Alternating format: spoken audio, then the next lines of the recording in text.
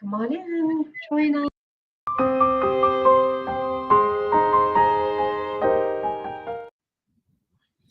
Hello, Miss Sheri Beery. How are you feeling Hello. today? I'm actually sick. I'm Oh, COVID positive. mm. That ought to be a reminder to you people to still be careful and to still, know that to take It's still precautions. around. It's still around. Just like the flu. It's not going to leave. It's just Not not going to a leave. pandemic. It's not a pandemic. I think that was the thing today. They downgraded it, or this week on the news, they downgraded it from a pandemic. So So my definitely, how are you feeling? Is it mild symptoms, hard symptoms? Like, how do you It's feel? mild. So my son is the one who wasn't feeling good. I think it was like Wednesday.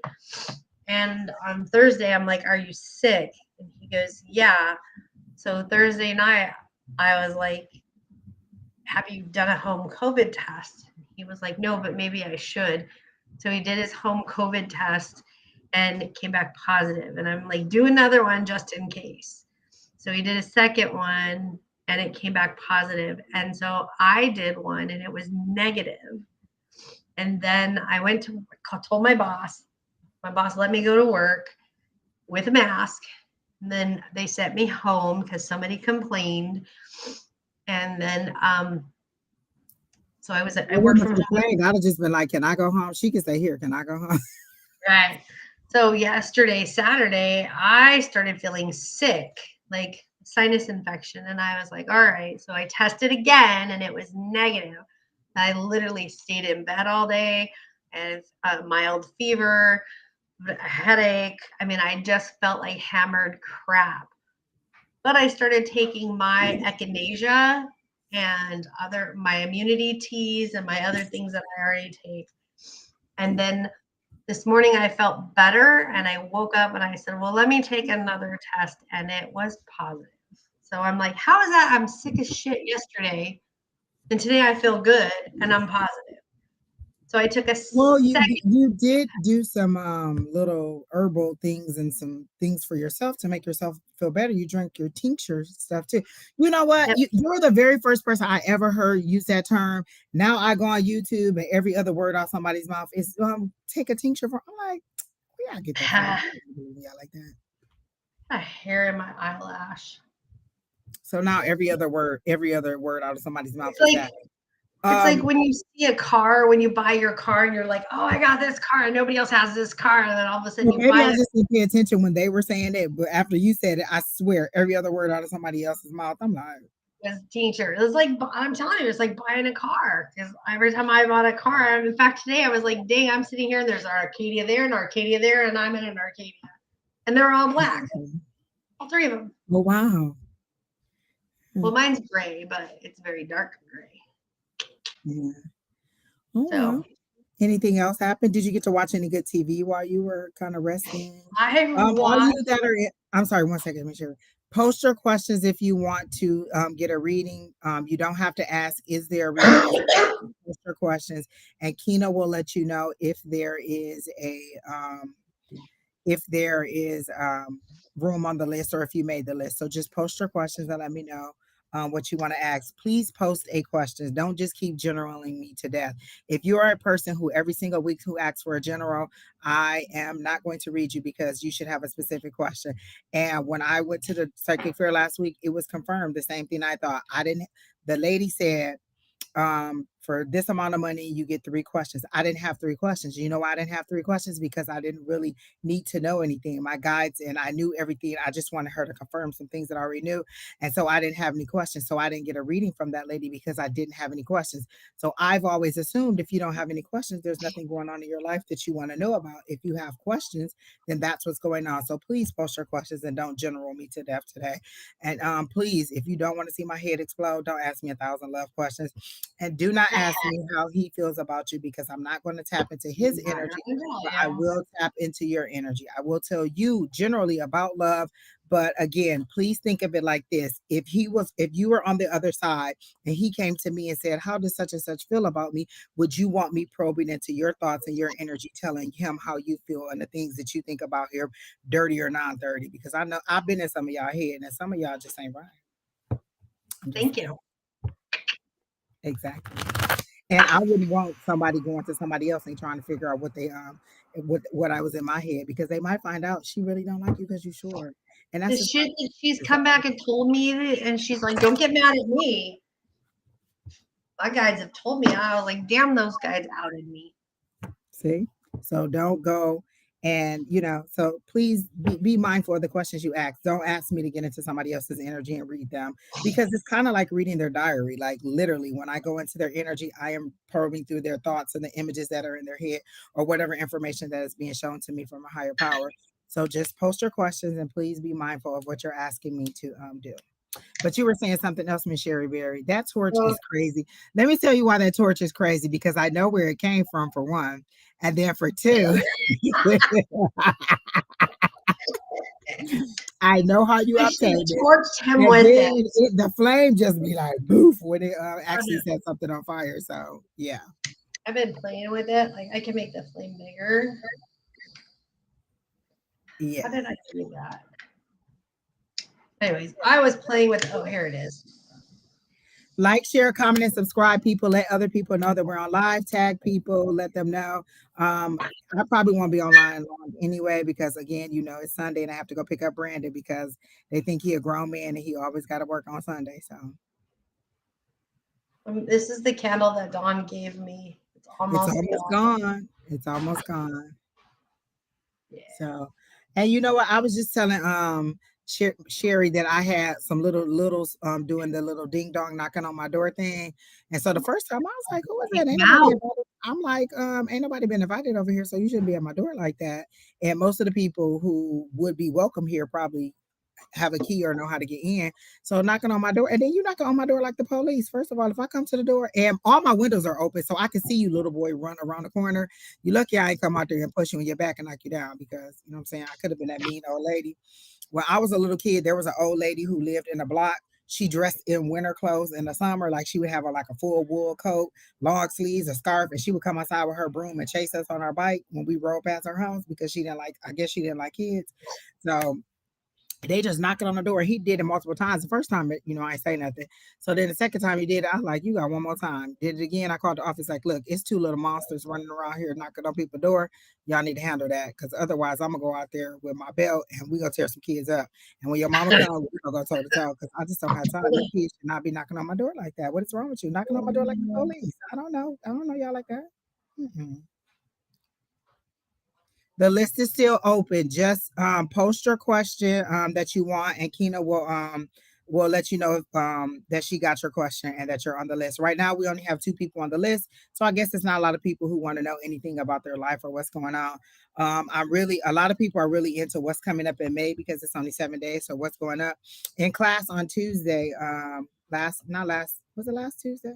I think it was last Tuesday. We did monthly readings and we did monthly readings where you got one card per month and then you can only do one clarifier. And then I also did give them an action step, like what is, tell them what their next action is or what they should be doing, like things like that from spirit. So sometimes we don't have an idea of what we want to know. And if you don't have a specific question, you could just be like, oh, well, what's coming up for May, or what's coming up this week? Like every week I do a Celtic cross for myself, and it's very accurate usually with some of the stuff they're telling me. This week I did a 7 day, I did a 7 card spread where I pulled out Monday through Sunday, and then I clarified each one. And boy, I tell you, it's a lot going on for me this week. A lot. What can you do to improve your money career? get another job. Listen, the words fell right out of my mouth, like literally get another job. Like when I wanted to afford the apartment that I am now, this is how much money I was bringing in. this is how much it costs to live here. So I had to get more income in order to make more money. Like sometimes that means changing jobs. Sometimes that means getting multiple jobs, as I've said on here many times. And Miss Lady, whoever posted the question about your career, we're not reading you now, but I'm just saying in general, these are some of the things that you can do. Like I got a second job. Actually, I have multiple jobs. Like I have a full-time Monday through Friday job. Then I have another flexible job where I can work any shift that I want. And then I also do classes on Cat Tuesday for- and I come live. So those are all different things that I do to generate income. And so the first thing you could do is generate income. But when I do your reading, I'll see what is coming up next for you, the person who asked about career. So don't worry about it. Um, Hey Jaded, hey Lady T. I think Thoko was on here. Libra Queen. Oh yeah, you're the one who asked. So Libra Queen, don't go. I'll actually pull a card for you and see what's coming up next for you. Angie, did you see what I said? Let me see what she said. Did you say you pregnant? I don't know. I'm just trying to see what it said. Oh, what did he say about me coming on time? Girl, he laughed because I said everybody was like, "Are you going to get Brandon? Are you going to get Brandon on time?" And he was very happy. Usually he be sitting outside. There's like a little bench outside where the smokers sit at the store when he comes out. He used to be sitting there looking at his phone all sad, like my mama don't love me. This how he be looking. So y'all know when I'm late, that's how my son be looking, just sitting there on the little stoop. And then I let What him else drive. will make my mommy He's go? getting pretty good at driving. He told me the other day, "Mom, ready to take my driver's test." Ugh, almost passed out. Y'all ever seen that GIF by or that GIF by I think it's Jennifer Lawrence, and then she be like in church and she just passed out. That's exactly how I think. You will know my mom think I am pregnant. Oh, okay. Well, I'm just saying that was the very first thing that came up in my thoughts when you said, "Did you see what I posted?" I was like, "Wait, did she say she pregnant? Lord help the child." So today he gets off at 6 o'clock. So that's 2 hours and 40 minutes. So Jada, keep me on track. Keep me on track. Don't let me forget. 2 hours and 40 minutes. I gotta go get Brandon. Um, hello, Bone Lush 25. Like, I don't know if that's sexual or what. Like, I don't know if I'm excited or just like maybe you got broken bones. You said Bone Lush. Bone Lush to me seems very sexual. I'm not saying that it's a bad thing. I'm just saying Bone Lush 25. Is that okay? Let me get my mind out the gutter. This is why I say you don't want to probe into other people's mind. Look what you would have got if you'd have got into my mind. Um, May I be added to the list? Blessed and highly favored. Yes, you may. All right now with your strong spiritual name, blessed and highly favored. Uh, it's not in reference to sex, blush lush. It's just, I mean, bone blush lush. Lord have mercy. I can't even read right now. Where my glasses at? That's probably what I need my glasses on. No, Bone lush. I'm sorry. It's not sexual. Okay. I'm gonna believe you. Then what it mean? Because I need to know now. Bone lush, like what that mean? Is that some kind of gaming thing? Like you need to tell me right now. maybe they like eating bones. Maybe they like eating marrow out of the bones. If that's what it is, then don't tell me because I don't want to know. That's hey, when's the last time you been to the Metro Center, that mall out there? We went the other day and it is literally on the decline. Like I went to the movies out there the other day, yesterday, and it is literally an abandoned building. Like they might as well just go ahead and give it up. And they park like it's just a freak, like just park anywhere. They don't obey none of the lines, just this way, that way, up, down, straight. I thought I was gonna see somebody on their side. It was awful out there. But the movie I went and saw was good. I went to see Guardians of the Galaxy and it was so good. It was a I don't finally know so to hear it. I'm trying I'm to not get gonna tell you somebody. about it. And I was so into it. I was like, I have to go home and read some of the spoiler stuff about it. And it was nothing that I thought. It was a name for makeup. I saw it and went with it. Oh, okay, Bone Lush. Okay, I like it. I just didn't know if it was some, you never know. Boner. It's all the same line, but I like it. Um, but yeah, it was really good. So this is the final Guardians of the Galaxy, and they told how everything went. I'm not gonna give y'all any spoilers, but it was good. It was like 2 hours and 30 minutes too. So it was really good. Y'all would like it. Monica, you can post one question, not three. Monica, how many questions you done posted? Well, Keena only go tag the first one, so we only go.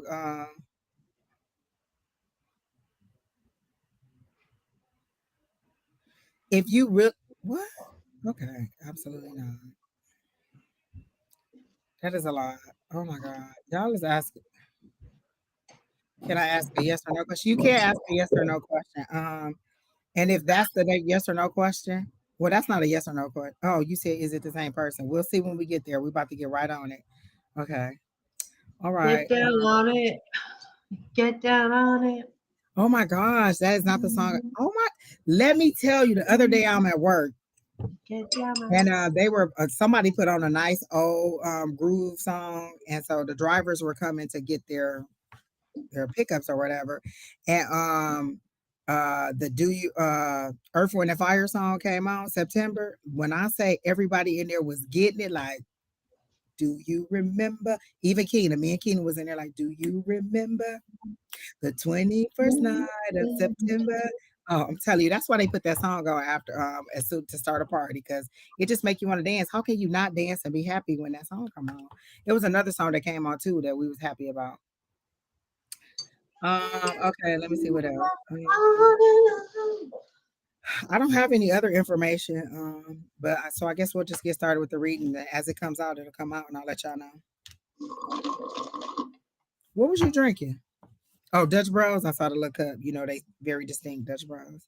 Was it some kind of creamy cold coffee? Cold coffee just don't No, make sense to me. It just I don't didn't make sense. want anything creamy. I mean, because I'm sick, so I didn't want anything creamy, and so I got an energy drink. Yeah, send Sheri nice, yeah, send her healing vibe. She has the COVID. Yeah, I have the She has vid. mild symptoms, but she was in the bed all day. So send her nice vibes. And again, this is a reminder that COVID is still out there. Still be cautious and be aware. Still do your proper hand washing, have your little hand sanitizers. In some instances, it may still be necessary to wear your mask. So be aware. Like Miss Sheri Berry is sick. So I'm gonna have to burn some sage to do something, send her some healing energy or something. Okay, y'all. All right. What really was Yeah, shown? so I have a compromised immune system already because of my allergies and how COVID attacked my immune system last time. So they send me home and I have to isolate myself in a house with a person who has COVID. So it was inevitable that I got it. So as Yeah, soon as she got it from her he son. He got it. as soon as he got started with, yeah, I've got COVID, I started immediately on my immunity tea and my echinacea tinctures. So Exactly. That's what somebody said. You got all the herbs. There you I go. All right. So Monica would love to know what's in store for her for May. So let's see what's going on for Monica for May. this is what I'm drinking. They're actually showing me. I'm sorry, somebody does not realize that I am live, so they are texting me. Um, Do you remember when Now that song stuck in your head, ain't it? I know. Um, okay, I was looking up some stuff on. What did you say? Okay.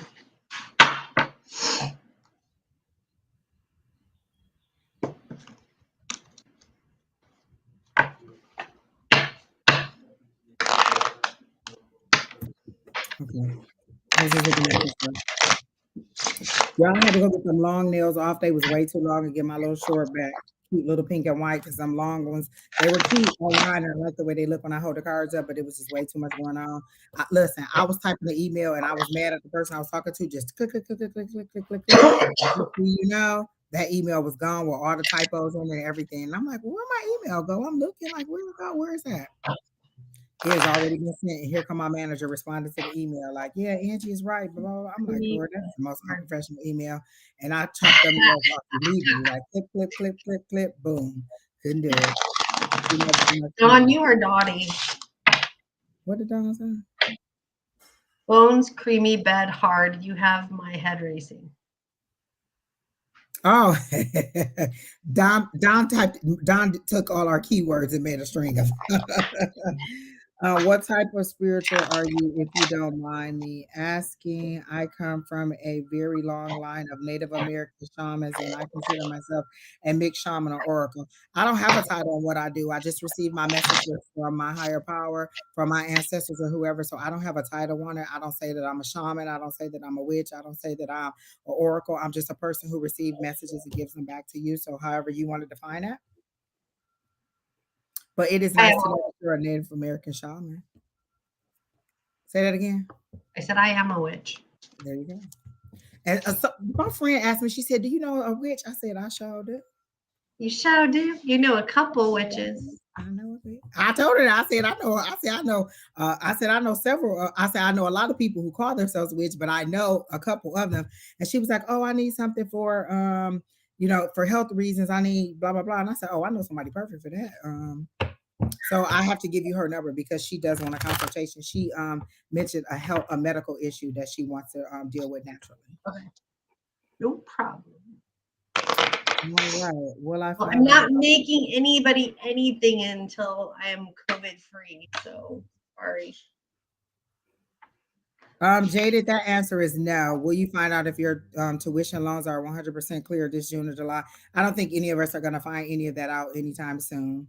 No. So no, you're not going to find that out. And directly heard that from my guys. No, you're not going to hear it by June or July. And that's just the nature of the beast that we're going through. Not anything specifically. Like Kina, I think got hers clear because her school went out of business, and it was years after the schools went out of business, and they had done all the stuff before she even found out that hers were cleared. So it is a long process, and the answer is no. You will not find out by June or July. Again, post your questions. Kina will let you know what the answer is. So Monica, I'm sorry, let me get into your May, because the first thing I saw was a tulip for your May, and I wanted to make sure that I was seeing it right and not just associating the tulip with May. But this is a flower that's already budded. It's not budding, it's already budded. So you have something in a work that you're working on. You've already started it. You already have some momentum to it. So it's something that has already started, but it's a good thing. Yellow is infinite possibilities for me. It's good. It's sunshine. They're actually showing me the sun card. It's freedom. It will give you the freedom financially that you want, because that's what they're now showing me, like money, and they're showing me dollar signs. So whatever project or new thing that you just started, or something that you just, not necessarily just, but you've been working on, or that you're working in, it's an increase. So it will give you the financial blessings that you want. Something about a car, tires on a car. Are you trying to get a new car, or do you need new tires on your car? Because they're showing me the tire specifically, not the whole car. So I'm assuming there's something wrong with a tire, or did you have a flat tire? Because I heard financial setback. So did you have to get a new tire on your car? Um, and were you trying to get the city to pay for it because you thought like, oh, it's construction area? They're not going to pay for it. You have to go through a lot to get them to make that commitment to paying you back, is what I'm seeing here. Don't ask to be added to the list. Just post your question, and Kina will put you on the list, and then she'll let you know. So, Miss Monica, are you still here? Are you answering me? 69, oh mama 96. 69. Wait a minute. 69, yo mama 96. Oh, okay. That's you kiss your mom with that mouth. 69, yo mama 96. Can I get a reading? Yes, you can get a reading. Kina will add you to the list, and she'll let you know that you're on the list. That is a powerful name there. Okay, so yes, you're here. I need money for my treatment. Yes, I have financial issues. Okay, so the money will be coming in because I saw it pouring down on you, not flying away from you. So usually, if your money's going to be going out, they show me it flying away. They show me pouring down on you. Are you? Did you apply for some special grant or loan? Okay, that's what you're applying for, because I thought it had to do something with tire. Is it because you have to travel a distance to get your treatment? Because they were very much showing me the tires. So I thought that, oh, maybe it's something to do with new tires, and you were trying to get some kind of approval. So are you trying to get approval for this treatment? Is that what they're saying? So it feels like you applied for some kind of grant or some kind of program or something to get this treatment. And let me see, are you going to be able to get it that way? It doesn't seem like whatever you initially applied for, you will get it. You will get the approval that way, but it'll come another way through another route. Like, okay, you were denied this way, so now you can go this way. I used to work for this place called McKesson, and they did all these different trials for like medications that were not federally approved yet. So as a part of the trial, you could come in and get all this treatment, but your doctor and you had to report any side effects or anything that was happening to you to our line. And so I did different projects. So sometimes I was on the line where you called in to tell what your symptoms was and what your issue was and what drug you were on. And sometimes it was just to say, just to find out to try to get pre-approved for it. And so if you didn't get in this way, then there was a different route that you could go. And there was a lot of drug drug suppliers who would give you like a $25,000 card to help you pay for your treatment or help you to pay for things that are get there. So she said, yes, have to travel a distance place to get the treatment. Okay, so I saw that. Okay. Don wants to know, is it chemo that you're having that you're getting treatment done for, Miss Monica? Mm. Oh, she said not apply for a loan or a grant. But did you apply for some kind of assistance in order to pay for your treatment? That's what I'm saying. So I'm saying loan or grant. Like not everybody thinks that it's a grant or whatever. But so you said no, it's not for cancer, it's not for chemo, but you do have to get treatment. So are you going to get approved for so okay, then, but I see you applying for something because that's what they made me see the tires. And then it was like, are you applying for whatever it is? The answer is no. But then because you got that no, you'll get something else. So maybe somebody will tell you something about it, or you should look into some other resources to help you pay for it. Because like I said, I worked for this place called McKesson and they had all these different oh, she said a hernia. Oh, so you need to pay the copay, is that what it is?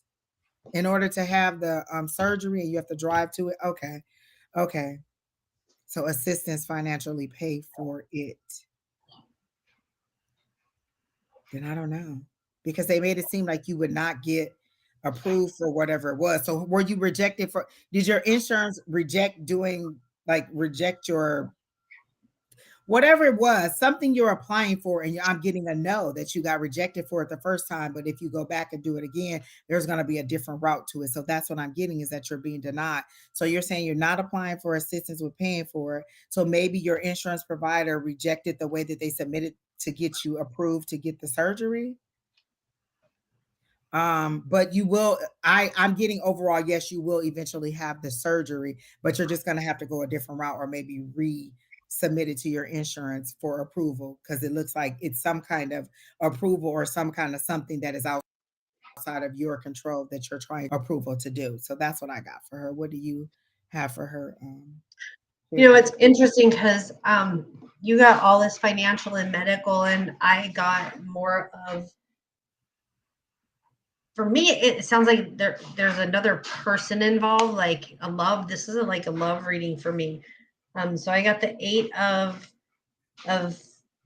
spades, which is arguing, shouting. It may not be love. Speaking with strife, like you're fighting, fighting, fighting for something. Then the 2 of spades, which is again separating, fighting, falling out.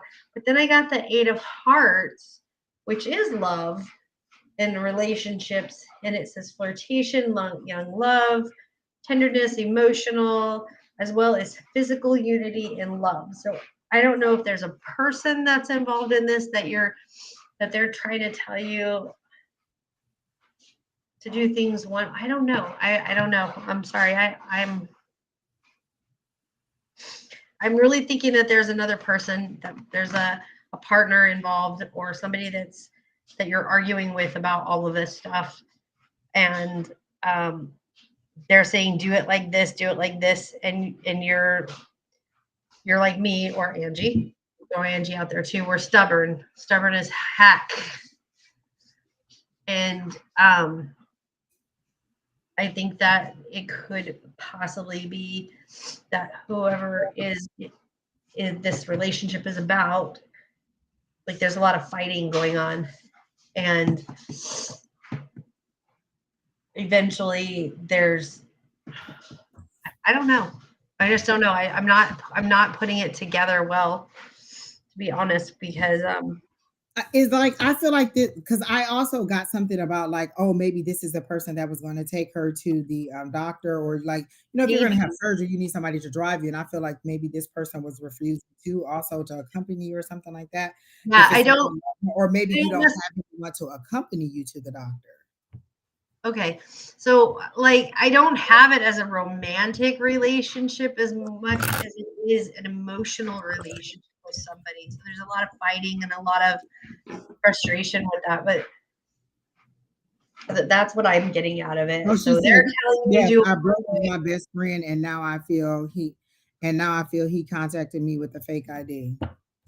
what I like broke Okay, with so a friend. lot of times women will be like, "Oh, he's my best friend. He's my best friend," but to you, you were like just somebody he was having sex with. So was he really your best friend? Because a best friend, why would they come and contact you with a fake ID? So were you his best friend, and he wasn't your best friend? Because why would my best friend, like we're no longer cool, why would that person come and try to contact me with a fake ID? That just doesn't make sense to me. So Yeah, if you suspect that this is somebody with a fake ID, you don't have to respond to them. The choice is always yours. This is not a yeah, dictatorship. You don't have to respond. There's people all the time who ask me stuff and I just don't respond. It just does not. It just isn't. It doesn't edify the future of my life in any way. So if the actions that you're sending to me or the things that you're doing isn't going to enhance my life in the future in any way, I just don't have to be a part of it. I'm just going to move it on and not do it. So right. So you blocked him. That means you don't want to be involved. So then don't don't. you have intuition. You have that gut feeling. And you know what? That's why I felt like it was a gut punch. You have that gut feeling and you're not listening to it. If you think it's that person, then it is that person. You don't need me to tell you whether it is that person or it's not that person. Just don't respond to them and keep it Ah, moving. Social media has pros and cons, and it is a beast when people just want to play and pretend to do stuff. But if you don't want to bother them, you could like you have the power to command. I like before I got on here, I put my shield over me, over this over the people who are going to come on the live and over my live, that there wouldn't be any trolls and things like that. And so you have the power to be like, hey, I repel anything, any negative energy or anything that is associated with this person, and allow your angels and guides and your higher power to repel this person away from you. Like you guys always give up your power and just act like you're a helpless broke baby bird with a broken wing. Just literally say, I repel this person, or I block this person in all aspects, not just on social media, but I repelled, I blocked this person. Like literally, I told my guys when I started online dating, if there's anybody who is not good for me, to let me know. They literally showed me the person that I was dating as Judas. So it's not that hard. Just say, is this that person? And let your guys tell you. Tell them to show you a sign that it is this person, or is that person? Or you could just ask, are you such and such? Like sometimes it's just are you such and such faking to be blah blah blah. Like you could just ask that question and they may come clean. If this was your best friend, why would they try to harm you? yeah.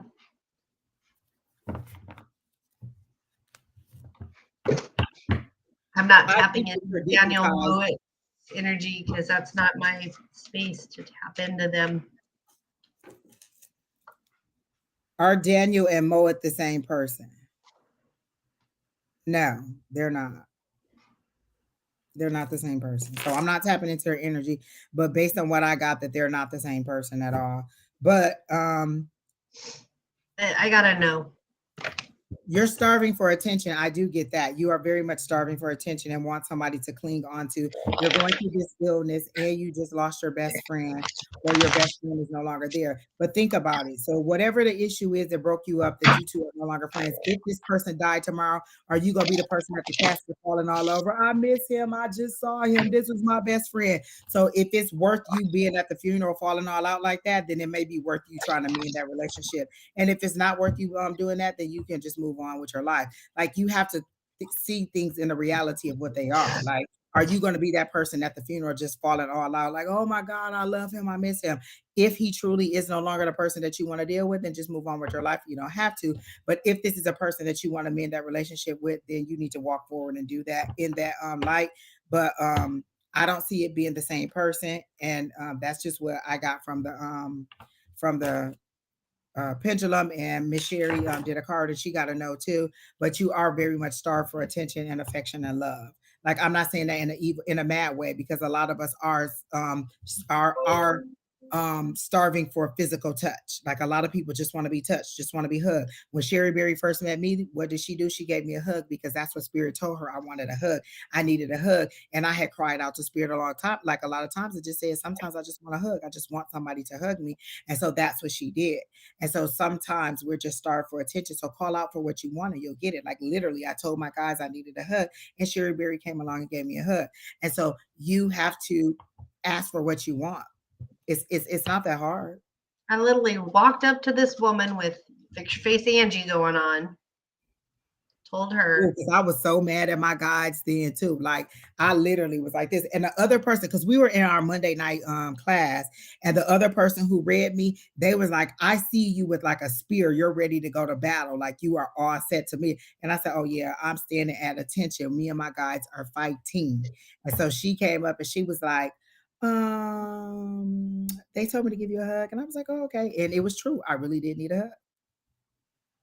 I literally needed a hug. So you may just, be starved for attention, but that's how I'm getting is that you really do need some attention and some love and affection. And you can get that from family and friends. It ain't, always the same. Like I don't want Sheri Berry laying in bed with me, rubbing on my hair, but a hug is nice.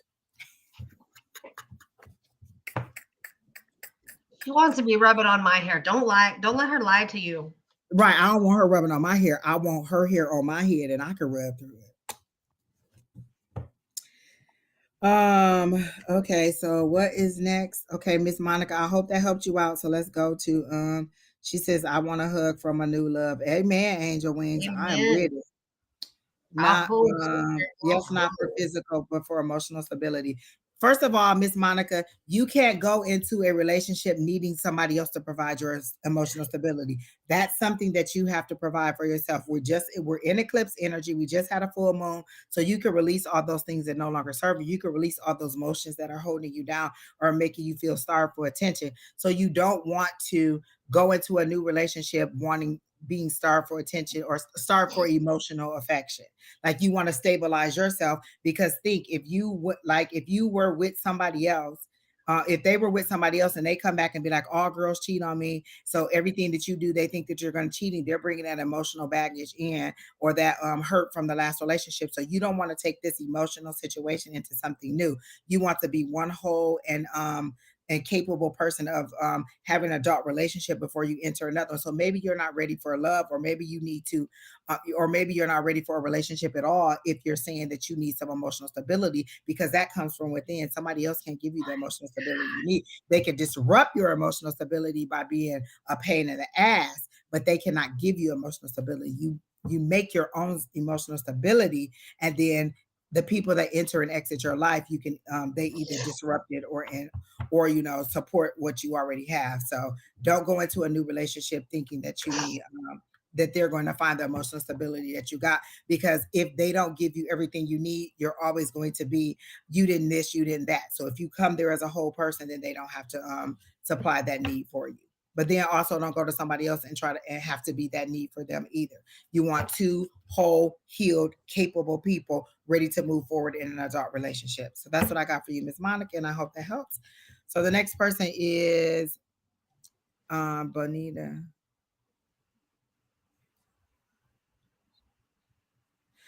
Miss Bonita, I will tell you, I'll give you a general love reading, but I won't tell you what his intentions is, because I already gave the long speech about probing into somebody else's thoughts, and I don't have permission to do so. So I will give you a reading, but I won't tell you how he feels about you, because again, I don't want people going into my thoughts telling other people how I feel about them, because they might find out things about me that I don't want them to know. Exactly. That's why I heal before I expect to know. And we're never going to be totally healed into that place where we're just, not having any triggers or no emotional issues or something like that. But you don't want to go in there where you're thinking somebody else is going to provide the stability for you. So do you have anything for Miss Bonita? Sheri? No, I will. I don't have anything for Mr. Sin or to what he is, but I will do a general reading for I get an excitement and a giddiness. Like she really wants to know because she really, really likes him. Like, Yeah. that's what I get. Like, she's excited about the new possibility in him. So I get her excitement as I tap into her energy. And she's hoping that maybe he is as cool as she thinks that, as she perceives him to be. Like, she thinks like, oh, this, like, I don't know if you're one of those people who write your name and then his name after it. You've already thought of that. Like, you went from 0 to 100. So I feel like you went way, way, way too far, too fast. Okay. So right when you said that, I pulled this card, which is the daydream, like daydream, Yeah. and yeah. Yeah. I was like Exactly. I feel like she's one of the daydreaming people and who, yeah. peace. I'm like, that's funny. So it's Yeah. daydreaming, peace, and contentment. So that's interesting. So it it says that you'll have a friendship that you daydream about more with this person, and that the more you push this person to have a relationship with you, the more that you're going to push this person away. So don't push it so hard. You have to let it grow organically. So, and that makes sense because the first thing I got was a Hierophant, and that's like traditional institutions, marriage, love, all that tradition. That's what you want. That's what you're seeking in love. You want that. You want something that leads you down the roads to marriage, to a baby, to all those things that are traditional. So that's what the Hierophant is. You want that tradition. You want all of that stuff that is associated with it. But then I got the Ace of Swords, and that's saying you need a new way of thinking. Like you need to get out of that as soon as you meet somebody. He could be the one. What if he's the one? How could I do this? And how did I? And you just daydream yourself into something that you want them to. And then when they don't meet the needs of when they don't meet the needs of what you when they don't meet the needs of what you want them to be or what you've made up in your head, then it's a letdown for you. But they never really had a chance because it was in your head. It wasn't in reality. You weren't judging them on the person that they were. You were judging them on the person that you wanted to be. I really feel convicted right now. Like they talking to me, but that's okay. And then the next thing is I feel I got the Five of Pentacles. So this is either somebody returning to your life because it's that retro until May 15th. We're in the Mercury retrograde. Then that post shadow takes us a little bit further out. So it's either somebody returning from your past or some event or emotional issue that you haven't dealt with returning from your past, or this is you feeling left out in love, like you've had some hard times in love. And I'm gonna pull up. I don't even have to pull another card because it's that I got it was already up and it was the Six of Pentacles. And that's you not receiving as much as you give in love. So you're a very generous giver in love, but you don't receive it back. So this is where you're feeling left out in love. You went from the 5 to the 6. So that 5 is feeling left out, and that 6 is you giving more than you get in love. And that's why they want you to change that thinking from always so dreamy and starry eyed to thinking logically. This is that logic. This is that new thought. This is that good news coming in. But it's you thinking differently about love, not so it has to be this. And like I feel like you're having like one of those times where you're having my biological clock is ticking. Like, look, I'm about to be this age, so I should have been married. I should have started already had 2.5 kids and a dog. And so a lot of people are like that. Like, I met this guy, and he said that he was dating this lady, and she was like, "Look, my doctor said that if I want to have kids, I need to start right now. So what is you talking about?" And so since he wasn't ready to do that, she just broke it off with him. Like, "Oh, okay, I don't need nobody who ain't ready to fertilize these eggs. So if you ain't about to supply no sperm in a way that's gonna fertilize these eggs, then I'm gonna have to move on." And so she dropped him because she had, for her biological clock was ticking so loud that it didn't matter who the person was fertilizing the eggs, just that they get fertilized. So what I feel like that's going on with you, like you're reaching certain age milestones where you feel like you should be here or you should be doing this or you should be doing that. Honey, I'm 47 and I ain't never been married, so don't even feel bad about it. It'll come when it's supposed to come, and always be in divine timing. Remember, I always tell you, 20 years ago, Angie was not ready for her husband. She would have been on cops. We would have been fighting in the yard barefoot, shirt tore up, scratches all over our face. She wasn't ready for a marriage. She just wanted a wedding. So you have to realize what stage you are mentally here before you start looking for something here that's going to get you all hot and heavy down there. So literally, they want you to change that thought. All right, Miss Garden planted. Yeah, just my other cards were talking about your daydreaming, this, that, and the other, but the one that I got again was really take care of you, and you whatever you want to project out and have in a relationship with somebody else, make sure you're available to offer that same thing to them. You want somebody to open the door for you, you need to be, and I'm only using this as an example, you need to be prepared to open the door for them. That makes sense. You want somebody to be able to make you breakfast in bed every other week, then you better be making them breakfast in bed every other week. So there's those give and take. And I'm just using those as very, very simple, because you are in charge of you and how you put it out there. Exactly.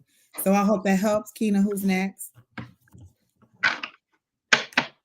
Well, that wasn't a bad question. I like when we turn it into a general because it then becomes focused on your healing and your forward movement and not how this person feels about you. I feel like had I truly given her a reading about how this person feels about her and I'd have told her exactly what I see about this person, then she may have, sometimes you feel differently when you find out that they don't feel the same way about you that you feel. And sometimes it ruins the relationship. So that's why I don't like going into other people's heads. But I really feel like you're well on your way to getting there. Just change your thought process on what the relationship has to be at the very beginning. Let it move along slowly. Okay. I think that we forget, like when we're so, and like Angie pointed this out for me not too long ago. She's like, your heart is calling out for love so much that you're forgetting about yourself. And it was mostly because I was going through something, and I was feeling lonely, but that's because I had somebody in my space who had manipulated me in a major, major way. But I had to back up and remember that I am the most important thing in any relationship. I gotta Everybody goes, oh, we need to take care of the other person, but then I had to flip the script and sit there and think, oh, I have to take care of me before I can take care of the other person. I want me to be number one with me. I want my partner to be number one with themselves. And then when we come together, you can have a better. Exactly. Listen. Going into a relationship totally healed where you're not dependent upon how they react. Like you can be like, I can take it or leave it. And a lot of people aren't strong enough to deal with your take it or leave it attitude. Like at this point in my life, it's a take it or leave it. Like either we are meshing or we're not. We're moving forward or we're not moving at all. And so when you totally know who you are, you're established financially, you're established, your emotions are intact, your self-esteem is intact, and you think that you know who you are mentally, emotionally, spiritually, and physically, and you don't have any worries about how this person is going to encounter you, that you don't feel so obligated to stay in a relationship that isn't giving you the joy that you want. You can just be like, yeah, I don't like this, and move on. And that's kind of where I am. And a lot of men don't necessarily like that because that you men like to be desired in that way. Like men don't like to admit it, but they want to be desired in that way, or they want to be needed. And if you don't, sometimes it's hard to get on board with having them with that strong personality and that strong view of who you are. So I would prefer to come to a relationship as a whole person, mentally, physically, and emotionally, before I allow. So I'm not going in there in such a need to be loved. So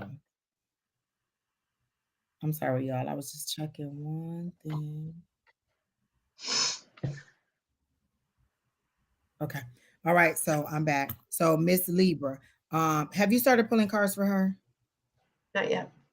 Okay. So I did. Miss Libra, are you here? Keena has asked you several times in the chat, and now your name is up on the screen. So are you here? Oh, she said yes. All right. So cool. We're ready. All right.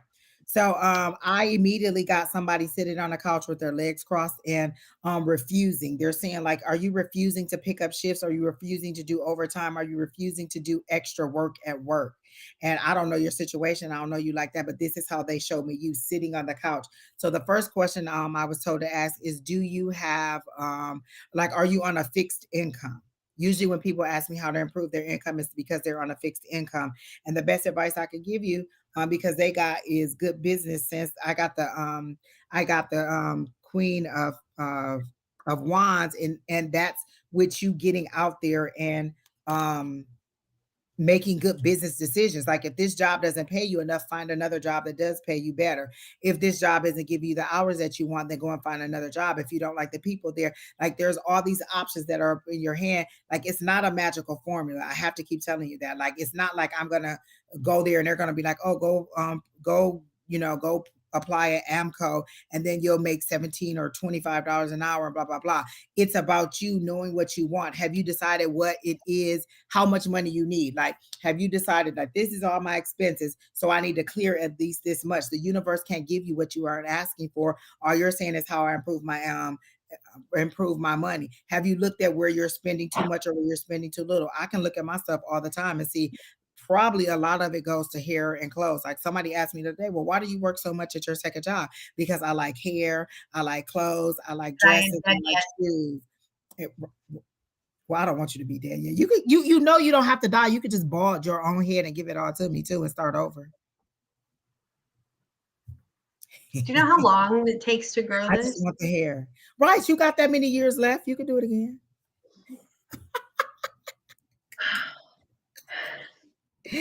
So what they're saying is like you got to have more money coming in than you have going out. Like I know what my spending habit is, so I know that dropping my other job isn't going to work. I know that I want to do this full time. So until this right here can pay for what all my expenses are, I have to do it all at the same time. So what they want you to know is you have to do the things that you need to do. Like they're showing me, like, are you applying for something? Or are you just thinking that a job is going to plop down in your lap and somebody's just going to know?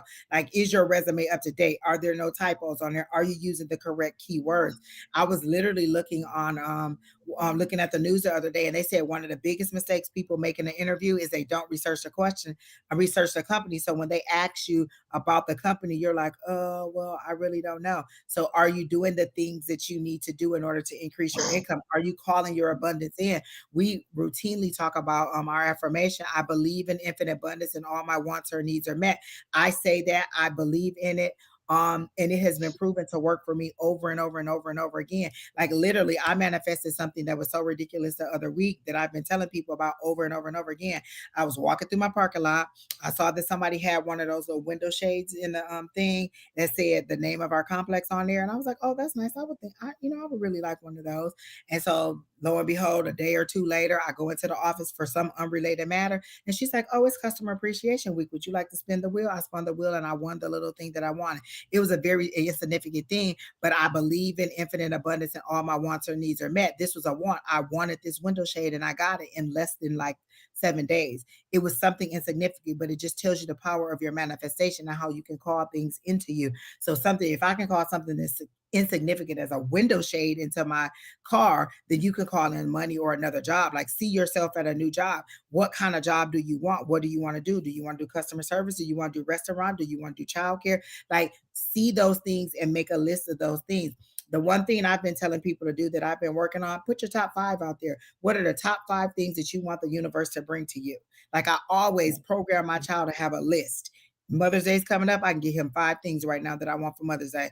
Any other holiday that's coming up, I can give you 5 things. Always have a list of things that you want, that you need, that you want the universe to give to you. Because if, lo and behold, somebody waves a magic wand and says, okay, let's grant your wish, you gonna be stuck like, I don't know. So you need to tell the universe what you want, or your higher power what you want. So that's what I got for Miss Libra Queen. So you said that you have this condition where you get nervous for job interviews. Is it like anxiety or in that aspect? So I can let you know that there's an herb out there that is called motherwort. Oh, I thought you was gonna say it was called marijuana. My bad. Well, that too. But that might prevent you from getting the job. But motherwort or even mugwort, you can smoke mugwort.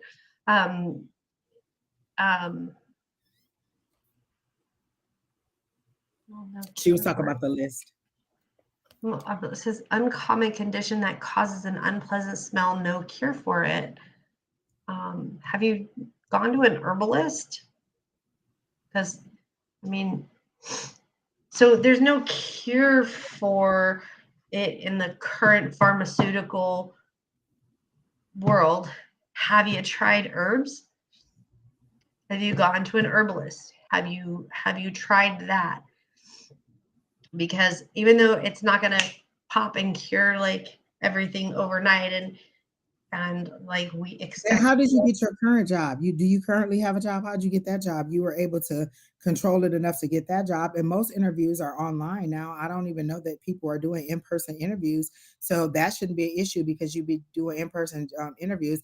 And then there are many remote jobs that you can get. So again, there are many different ways that you can get a job. You're thinking of all the traditional ways. Again, you could literally do an online interview. You could the last job that I got, it was totally online. I didn't have to go into the office for anything, everything. I haven't even stepped into the office. So you can find fully remote jobs. Yeah, I know that. Like some doctors just manage what I get. Went to a nutritionist. Yeah, Western medicine. I mean, I still go to my Western medicine doctor, but I incorporate herbs into my life. And herbs are amazing. I'm just suggesting like find your local herbalist or a shop that does herbal Or medicine. contact Miss Sheri Beery for a consultation on her tea. You never know, her tea could help you out too. Or like literally, Sheri Berry's tea. I went to her for something to help me sleep. And when she did her consultation with the higher power, they told her to give me something else for hormones. So again, have a consultation with Miss Sheri Berry. Yeah. No soy, no seafood, no dairy, no eggs, no red meat, no potatoes. Sound like should I eat? Um, I'd love to try it. Okay, so I don't know where you live, but something keeps telling me like This is Sheri Berry's information on how to contact her. like you need an herbalist. I mean, there's in your area or something, and Well, Sheri Berry is a certified herbalist. She took the classes and she knows how to make shit that'll make you feel better. So I don't know why shit. she's not selling herself right now. She knows how to make stuff that will make you feel better. And so Miss Sheri Berry is a certified herbalist. I like calling Anyway, you herbalist. I like calling you a herbalist. It just means weed to me. it means I just go out and yell at the landscaper for killing the dandelions. And then one of my board presidents actually sent me pictures this weekend, and she's like, "This dandelion is for you." And then she sends me TikTok stuff with dandelions all in it, and I stinking laugh my ass off, and I'm like, "That is the coolest thing ever." Because And dandelions are when I talk about Sheri Berry's tea, I'm not blowing smoke up your tail. Like I'm not lying. Like that stuff works for like seriously. That nighttime tea, you ain't even gotta have no problem. It's like boom, Mike Tyson punched you in the face and you are knocked out sleep. And your dreams are better. Your third eye will be open. Like there's other people in our class on Tuesdays who've gotten orders of tea from them because they wanted their third eye to be more open. And that's what her tea actually did. Like whatever it is that she gets from her higher power that tells her how to mix up your tea, that's what she did. And your tea may not be the same every single time. So don't think that what she gives you one time will be something that's good for the next time. Every single time she consults the higher power and she gives you something better. So I'm just saying, in my experience, based on what I've gotten from her, the two teas that I've gotten and the topical cream that she gave me, all of it works and it has been a great success for me. So definitely contact. Oh, here's Miss Julie in the website in the comment saying that the tea works. So definitely all of us have tried, or most of us have tried the tea and we know that it works and it is a very good thing. So definitely contact Sheri Berry regarding it to see if that works. But again, also look, like I was on Instagram and they were talking about the top 5 websites that you can go to find work from home jobs. Again, just open your horizons. Like that's why I kind of got that woe is me type things. Well, nobody wants to hire me because of this. Well, there's a lot of people who work from home who never leave their home and never have that issue. So it's fine. Or you can also calm yourself, before you go to the interview. So I don't know if the condition also makes you nervous, or is because of your nervousness, then you have the because of your nervousness in the interview, it causes you to be, to sweat a lot. So either way, you may need to calm yourself. And Miss Sheri Berry gave you a whole bunch of different herbs and things that you could do. um, GP and wants her third this eye open. Again, Sheri Berry's information is up on the screen. Contact her for a consultation in order to get the tea.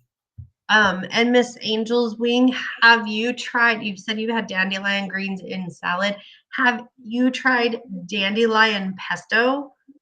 It's instead of using basil, you use pesto and like a little bit of basil. Make it the same way you would make pesto, but you use dandelion greens in it instead. Fucking delicious. It's fucking delicious. Miss Sheri Beery is very good at what she does. So definitely, if you guys want any kind of consultation on the teas, for whatever your reason is, it doesn't have to be specifically for sleeping, which is what I wanted.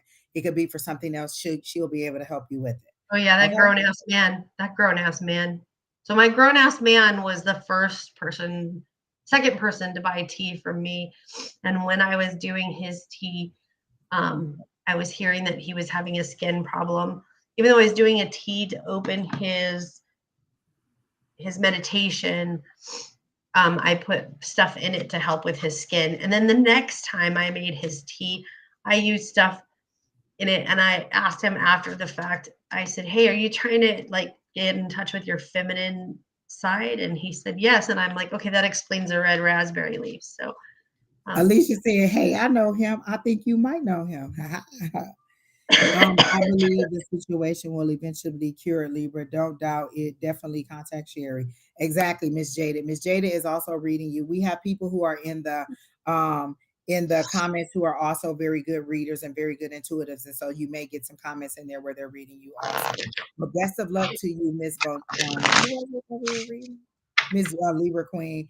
Everything is going to work out for you. Like again, I got good businesses. So you just have to think of ingenious or different ways in order to make money and to get more money for yourself.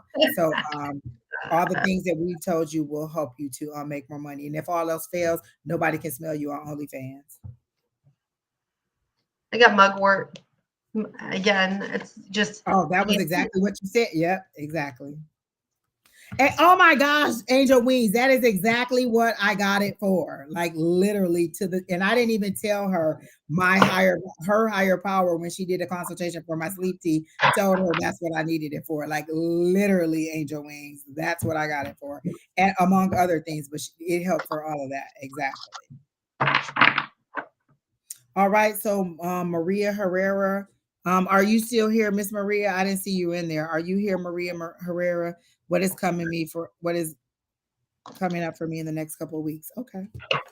I feel like I need to use some different cards. You're welcome, Libra Queen.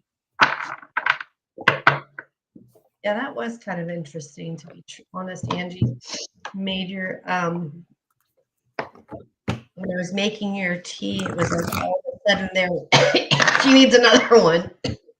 And so she bought me 2 teas the first time. All right, Miss Maria, you want to know what's coming up for you in the next couple of weeks. I'm going to pull one card for each week that's coming up. So that would be the 7th, the 14th, the 21, and 28th. So I'm going to pull 4 cards for you for each week. And then Miss Sheri Beery, if you get something before that, you can go ahead. But immediately I got don't drive the boat off the cliff. So that doesn't make sense logically. How would you drive a boat off the cliff? And so what they're showing me is that your mode of transportation is wrong for the journey that you're on.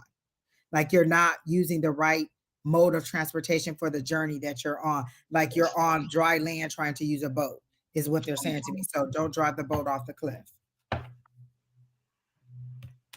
That's the first thing I got.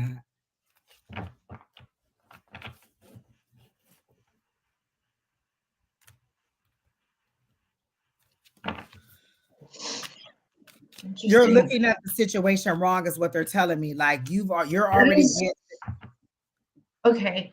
So I got this 2 of Wands in reverse, and I thought, what? And I started looking at this card because I don't think this is my mini deck, and here it is. This like Burning Man in the background. And that's what caught my attention, because she's looking down and away from the Burning Man. She's not paying attention to the Burning Man. So right when you said that, it clicked. I'm like, what is this trying to tell me? And it's not the 2 of Wands. It's trying to tell me that you're not paying attention. what's around Like she's her. already dead set focused on what she wants it to do. You know how some people talk to you and they don't listen to what you're saying. They listen for the cue for them to be able to say what they want to say. So they didn't clearly hear what you're saying. So in this situation that you're dealing with, you are not paying attention to what the situation is. You're just ready to force your views upon it or what you want to do in the situation. You can go ahead, Miss Sheri, because I got to pull these cards. No, that was amazing because then I got the 8 of Wands, and again, she's just kind of walking willy-nilly up through. She's got all the animals, all the critters around her, and intuitively and interpretively, she's just not paying attention to the shit that so animals to me are gifts. You're not paying attention to the gifts that are given to you. Like you're charging into situations head on. So I'm not reading this is like the Knight of Pentacles, and I'm not reading what it is, but I'm looking at this card as in you're just charging in without paying attention to what is around you. There's shit on fire and you're just not paying attention to it. And again, you're just walking through the wilderness aimlessly without direction. And that's why you're here, is because you'd like us to give you direction. But deep down, I think you know what your direction is. Well, then the bottom card is the Star card. But I'm totally confused because all of her cards for the week are very good cards. Like I got the Ten of Cups, I got the Wheel of Fortune, I got the King of Wands. So I got good things, but I think it's if you kind of change your focus and see the true issue and the true thing, the direction that they're going. It feels like a work situation to me. It feels very much focused on career because I got a lot of wands. So for me, wands is career. And then they showed me an office setting. So I feel like you're not seeing the situation as is. It's for your better good. So I don't know if it's a promotion or something else that they're asking you to do that could lead you to something else, but you're not seeing the situation the way that they want to be because you really want this 10 of Cups. That's what they're telling me. You want everything. You want emotional fulfillment. And right now you're not getting it, but that's because you're not looking at the total picture. You're seeing it from a single solitary view with blinders on. And they're saying if you look at it better, then there is this Wheel of Fortune, things changing in your future, but this change is stuck. Like they're showing me like this wand right here, somebody is telling you something to do or somebody is giving you some kind of information and you're not listening to what they're telling you. And so this wand is literally stuck down in the wheel, and so the wheel cannot move in your favor. So right now you're stuck in a situation where you want this emotional fulfillment, but you're not able to get it because you won't move or budge on the situation that you're doing. So that was for the 7th, and then that was for the 14th, and then this right here is for the 21st, which is that King of Wands. And they're saying literally you are usually a good level-minded business person who makes good business decisions, or you're usually looking out for the best interest. Because if you're a king, you have to think about the whole kingdom, not just you, because you don't want your people to rebel up against you, and you also don't want them to be pilfering from you. You want them to have faith in what you do, and so they want you to pay it. You're usually a good business person, and so in this is the 9 of Cups, and usually this is wish fulfillment, but they want me to pay attention to her arms being folded. She's not in a receiving mode. Like you've gotten all these accolades, and it's the accolades and the achievement and the things that are making you feel like you know better this situation than anybody else. But the thing that they want me to focus on is this page, and a page is usually a younger person or somebody who is bringing information to you. So somebody is trying to bring you information about an opportunity or some better mode of moving forward, and you're not listening to it. And so they want me to pay attention to her arms being folded and not being in a situation to receive. The information is coming in fast. Again, this is acting in haste. Like you're so gridlocked, you're acting in haste, and you're not really listening to what should be going on. And so you're going to miss out on an opportunity if you don't kind of see the situation in its totality and not just your part of it. Like I feel like it's a bigger project. It's this, and this, and they're really stuck at your portion. And so instead of just being stuck there, they'll just remove you from that situation plop somebody else in and move the project forward, because it's not a bad thing. They just want you to see the whole situation for what it is, so that you can move forward, and it'll actually lead to your advancement and things happening better in your life. And so that's what I got for you, Miss Marie. And that's why you feel stuck, is because you're not seeing the totality of it. So a good advice that I would give for you is to just ask your guys, how do I get from where I am now, feeling stuck, your higher power, or however you pray, how do I get from where I am now, feeling stuck, feeling gridlocked, feeling like I can't move, to a place where I can get some forward movement? Show me my next step. What is my next step to moving forward? And for me, they're showing me that you need to take the blinders off and just have a more open perspective on the situation. I always like to give people an action plan, and your action plan is to kind of be more open to the whole totality of the situation, and to ask your guys what your next step is. Okay. So that's what I got. So who's next?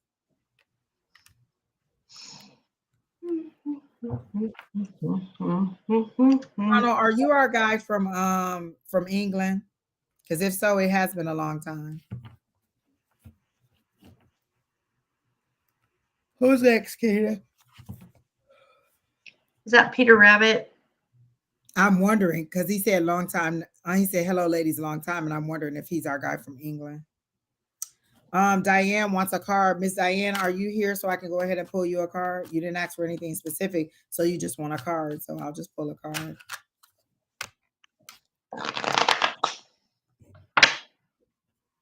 Oh, no, you're not. Okay.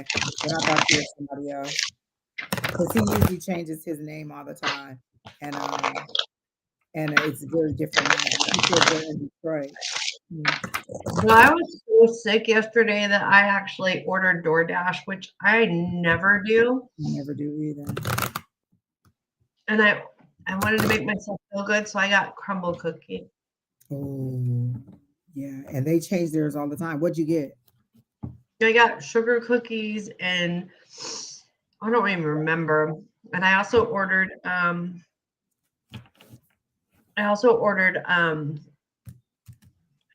like a stuffed baked potato from Joe's Barbecue right here. Oh, and then I got Peyton a burrito from Tapo and elote, and everything was so good. He says he can't really taste it, but every time I've gotten COVID, I can taste and smell, and it is what I've never had it. Knock on wood. Praise the Lord. I have not had it. Lord help a child. I've had it for you, for me, and for one other person. Oh my goodness. Miss Maria, I'm glad that you enjoyed our advice. She said she needed to hear that. So I hope everything moves forward for you. And your May could be a lot more profitable for you. And the word that they used was profitable, if you just kind of open your understanding and at least be like more on the negotiating side. So Miss Diane, are you here? I have her card. Or Diana? Well, I can't even see it. Where are my glasses at? Oh, Diana. See, I do need these glasses sometimes. Diana, are you here, ma'am? Okay, we've called your name several times. So if you come back, maybe we'll get to you. If not, then we'll keep on moving. Who's next, Tina?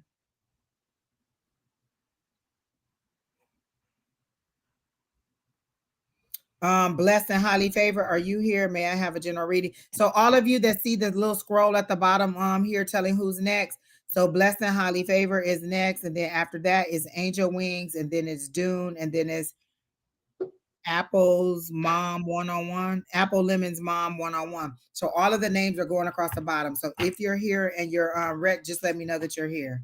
So Keena, did you get Tanya Hikes? Because she said she wants a general. Did Blessed and Highly Favored say she was here?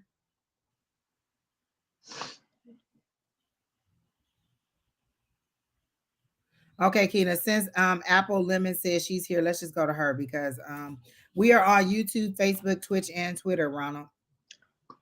I need to figure out how to do Twitch and Twitter. I have Twitter. I have an account. I just don't remember. You just, like, when it tells you to add your locations, you have to know your passwords. That's most of my problem. I didn't go on Twitch for a long time, and I had to reset my password. I have 2 Twitter accounts. I didn't even know I had 2 Twitter accounts. I mean, Apple Lemons on Twitch. I will give you a general reading. I do not tap into other people's energy, so I don't have permission to tap into MS's energy. But I'll give you a general love reading. Comes up about him, then I'll let you know. But I think it's unfair to tap into somebody's energy who's not here and give me permission, because maybe he doesn't want you to know that information about him. So I'll just give you a general love reading. All right, I can't decide. Fuck, my hair is everywhere. I can't decide what we're gonna have for dinner, so we have a choice between steak. Tina, are you reading Jaded's comment?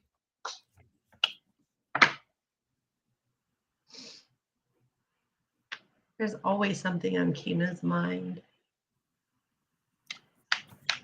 All right, so Apple Lemon. Let me give you some love. Tina, did you get that Tanya person? Because she was on there earlier. I saw her comment. So I feel like we got enough time to add her. Okay. Oh, you're looking for Tanya. Wait a minute. She said general, please. It's just before Apple Lemon saying hi.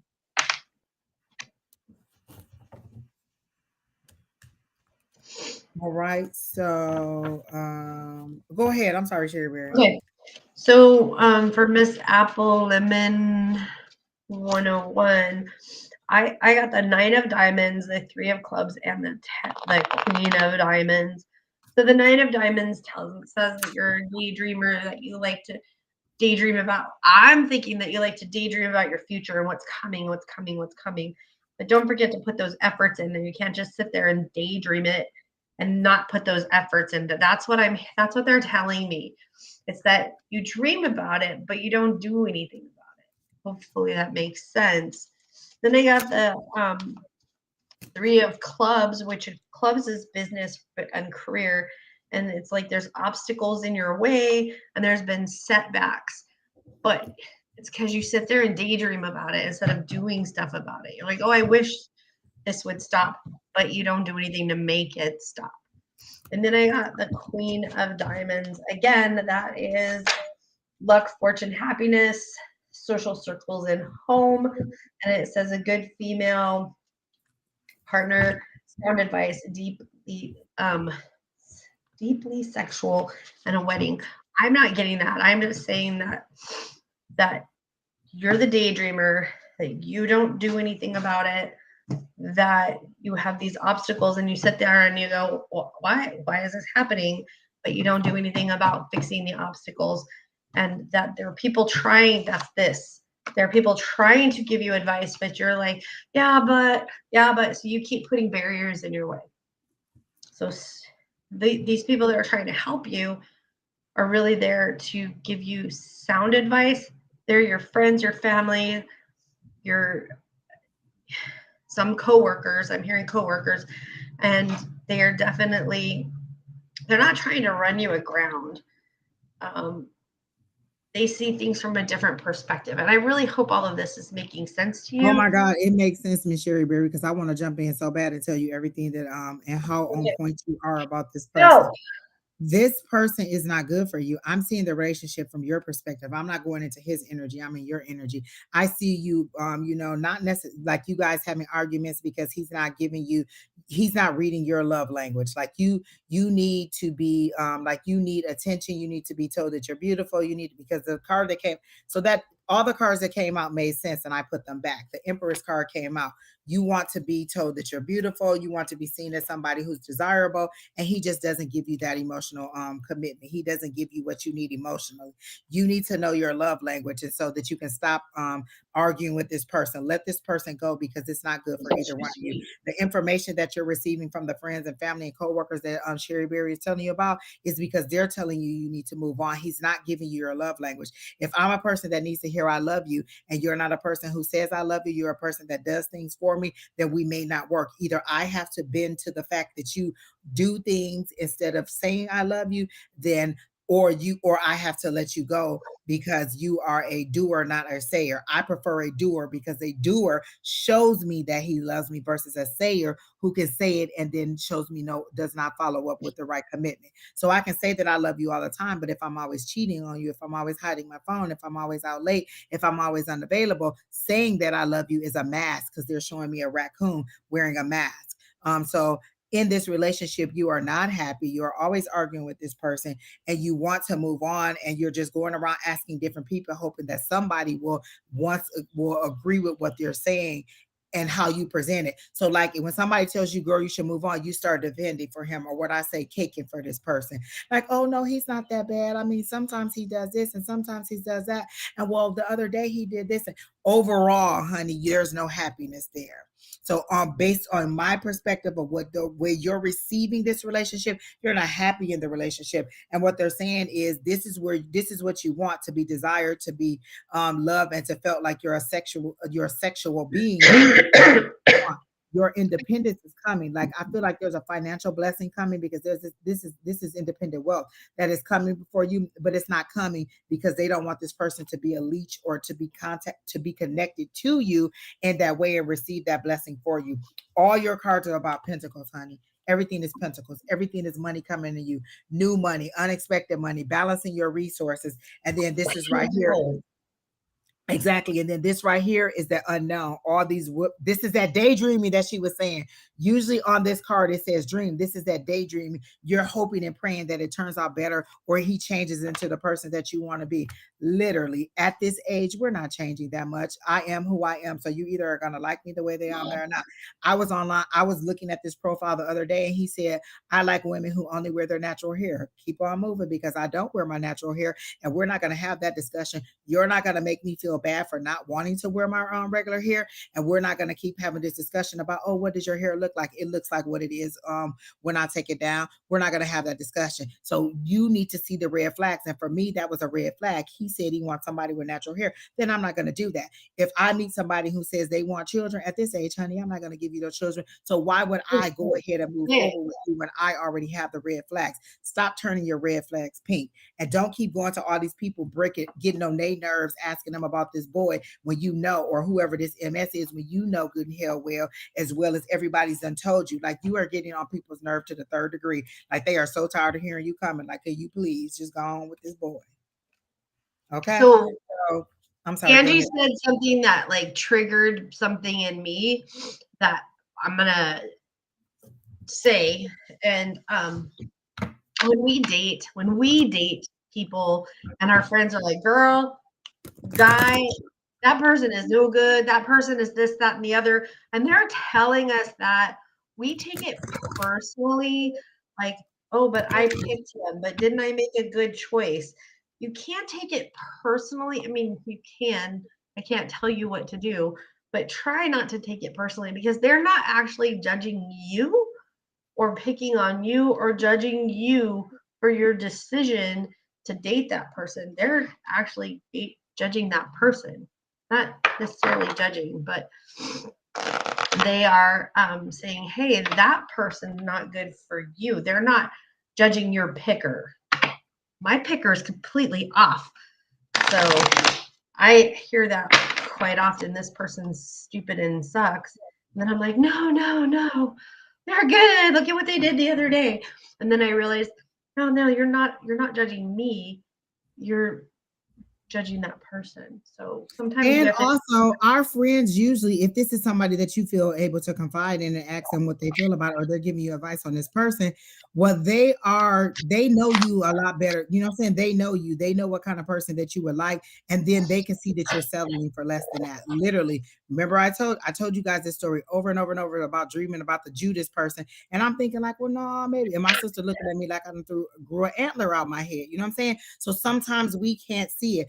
This came from my higher power. You know what I'm saying? I had a dream and they showed me this person was wrong. And I'm still like, I can't really see it like that. And they like, fool, let me tell you, it is like that. And they blocked that person from me. So in this situation, your family and friends don't want to keep giving you advice because they don't feel like you're listening. You're caking for him. Every time they tell you, girl, he did this, you like, well, no, maybe he did this, maybe I did that. And so they're saying, move on, honey. because you're blocking your financial blessings because they don't want him to get to be latched onto that. And you think that he's changed because he loves you, and he's changed because you have more money coming in. There's opportunity that's coming for you. I hear the word promotion at work, like you're really doing a good job, and this person isn't going to enhance your life. He's going to make you fumble the ball. And that's My literally what God. they said, was fumble the ball. Angie told me that my ex was holding me back from advancing myself into a better career. And I thought, she crazy, right? So I changed jobs soon after that comment, a couple months after that comment. And then he was just so negative, negative, negative, negative, negative about what I was doing. He was very negative about my previous job. And then this job, I'm like, he was he was so negative about a pair of fucking shoes that I was buying. Because he's like, that's not you. That's not you. Why are you trying to fit in with these people? And I'm like, it's not fitting in with these people. It's fitting in with the work dress code.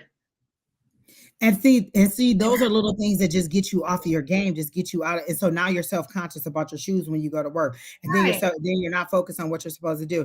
You made a comment, Apple Limit, that said, do dreams are dreams true, or are dreams real? Girl, I know you ain't for real asking me that.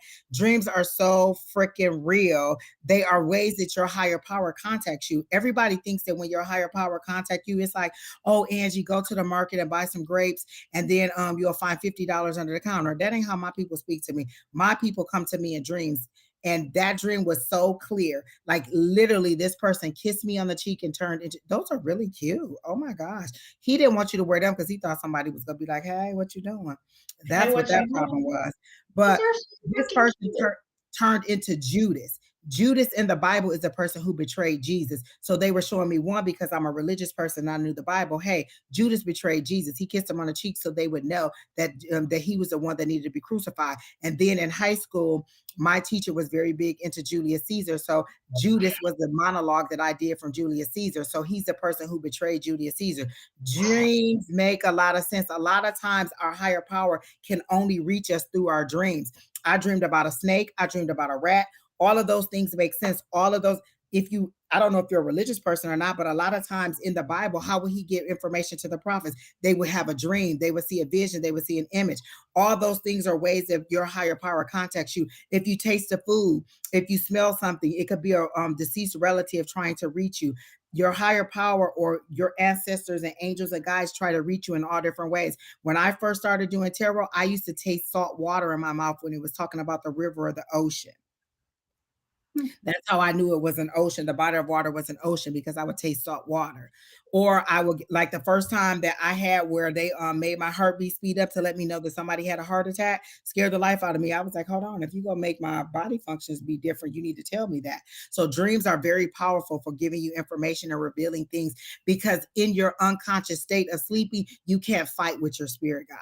You can't fight what it is they're telling you. So as soon as I woke up, I was like, oh no, he ain't Judas. No, clearly told me that this person, and here I am not paying attention. In your unconscious thought, you receive messages, you receive images, you receive insight and clarity. It's about you interpreting what you receive when you wake up, and interpret it logically, not in the way that you want your heartstrings to be pulled. So when I wake up from a dream and I see, I'll be like, is there anything? I ask my higher power, is there anything in there I need to be aware of or I need to be paying attention to? And then they let me know what it is. I ask questions. That's the best way that you're going to get information. But again, your higher power contacts you in many ways. Like I said, smells, taste, food, visions, movies, song. One morning I woke up and they just wanted me to listen to this song over and over and over again.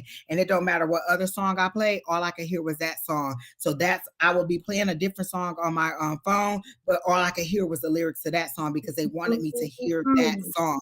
They contact you in many different ways. You Whenever keep you try to letting end him things, back. you tell me what keep coming back. Honey, let me tell you something. You have the power. Exactly. You can stop somebody. Let me tell you, ain't nobody who I never want to come back ain't never came back, because let me tell you, I have a strong relationship with Verizon. Let me tell you, block this person. I don't need to talk to them no more. I don't need him to know where I'm at on social media. I don't need him to know where I'm at in my regular life. Block this person on my phone. Block this person on all other resources that can find me. If you come to my door, I'm gonna tell you one time, you are not welcome here. Don't come back. The next time you come, we will be calling the authorities to let them know that you're trespassing. If you want this to be over, it'll be over. It's not over because you're not standing in your power and ending the situation, honey. Nobody has times for you to be talking about, oh, well, he keeps coming back. Well, he can come back, and the Mm, next time he can get a nice big bat up across his head. If you want it to be done, it'll be done. He it'll be keeps coming done. back because you keep letting him in, honey. Let him in. If a stray dog keep coming to my door and I keep feeding him, he go keep coming back for the food, honey. He's a stray dog coming back for the food that you're providing to him, whatever that is, whatever kind of support or whatever it is that you're giving him, that's what he's coming back for. People know a good thing. They may not know how to treat you, but they know when you're good for them. When I broke up Yes. a person in my past, they was like, the relationship wasn't that bad. Oh no, it wasn't that bad for you. You were an asshole. I was a good person. So on your end, the relationship wasn't that bad because I did everything I was supposed to do as a girlfriend. You were a horrible boyfriend. So Yeah. when we see the situation, it's two different pictures of the same relationship. One of us saw it the way that it was, and the other one saw it in the way that they received. Okay, so understand that he's coming back because you're allowing him to come back. You're a grown ass person. Ain't nobody gonna be in your presence that you don't want to be in your presence, honey. And that's just that. Once you put your foot down and say that it's over and done, it's over and done. And listen, even when I told you I had to dream about Judas, my people was like, okay, well, she being real, real stupid and starry eyed right now. So we just go end this for her. Give your angels and ancestors approval to come in and end anything that is not for your highest and greatest good.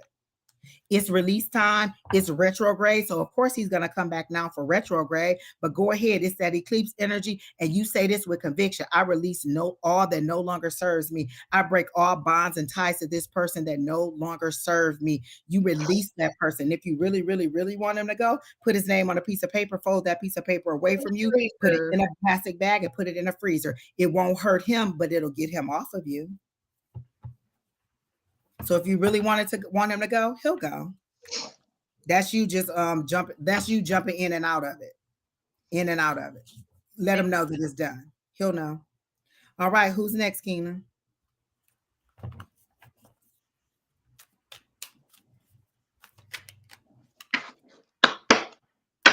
Will I be able to go to trip to Greece? Is it a financial situation? I don't feel like it's a travel ban or anything for it. Because I have several friends. I have a group of friends who just went to Greece and they had an amazing time. They took all kinds of pictures. So there's no travel related issues that I foresee unless the pilot strike, because Southwest and American Airlines pilots are thinking about striking. But I definitely did not get anything that is external that is preventing you from going. So if there's anything that's a financial thing and it's just you making sure that you budget correctly for it. And remember, trips are expensive. Like we went to Vegas, and just on me for food, travel, and just doing our extracurricular stuff, it was $500 in cash just for me to do my stuff. And we weren't even doing anything extravagantly. So trips cost a lot, so make sure you budget well. But I don't see any unforeseen circumstances that would prevent you from going unless you don't budget correctly. I don't see any family emergencies or anything like that. Is that what you're thinking, that it's going to be a family emergency, Miss Angel Wings? Because I don't see anything that is coming up that would prevent you from going. You got a yes, she'll be able to go? Yeah, I got a yes. Yeah. So I don't see anything that's preventing you from going. No, it's not financial, and I will go next year. So I mean, why did you ask if you'll be able to go? I don't see anything that would prevent you from going. I got a yes, a strong yes. Or is it just you kind of, because they're showing me the Four of Swords, which is kind of that fear and anxiety of going somewhere. Are you not necessarily on your own, but going that far away from where you've been? Is that what it is? Like being so far away from home?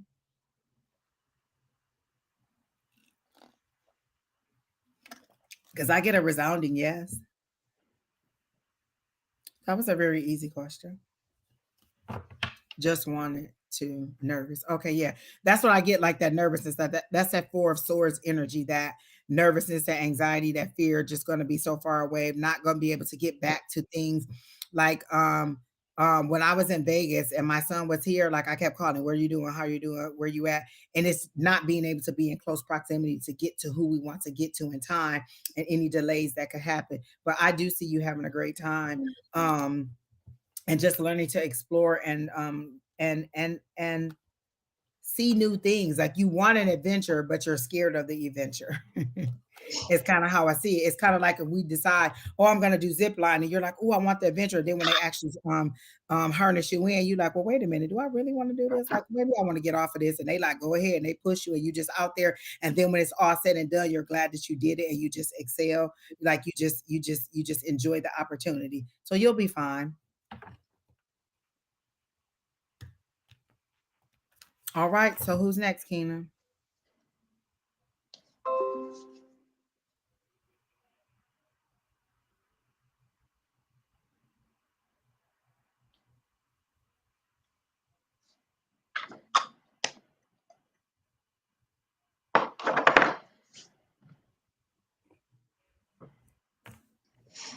All right.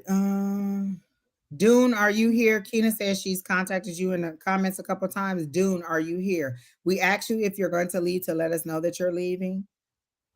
So, Dune, are you still here? If Dune isn't here, then Divine Feminine or Bone Lush, are you here? Divine Feminine Chronicles is here. So let's do Divine Feminine. We're not gonna wait on what's coming up for you in love. Okay. Y'all just want my head to explode. What's love got to do? Got to Oh, do? but you're driving. Okay. So you're at an hour and 35 minutes. So if you need to go back and check where you are, you're at an hour and 35 minutes. This is where we're starting your reading, Miss Divine. If you need to go back and listen to it after you get home.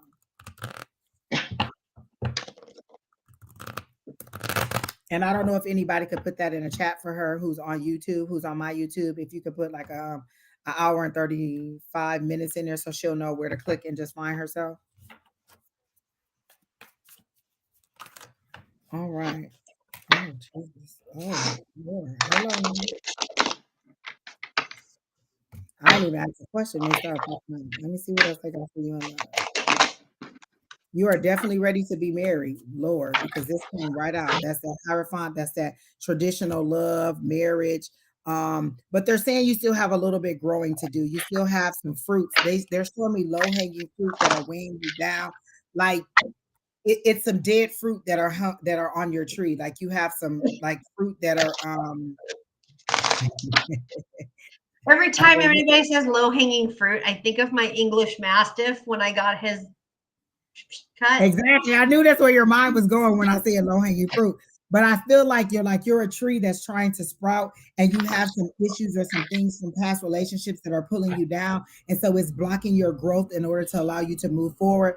Like I said, there are situations like relationship things from the past that I've learned and grown from and have that make me more a ready for love. Like again, 10 years ago, I would have been very combative. I would have been very, it's my point. I got to make it my way. It's got to be this. It's got to be that.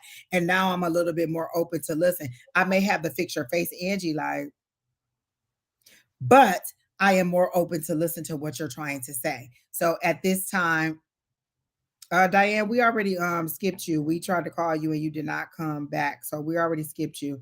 And then that wasn't the question that you asked. You asked for a card. So we already passed you a long time ago, Miss Diana.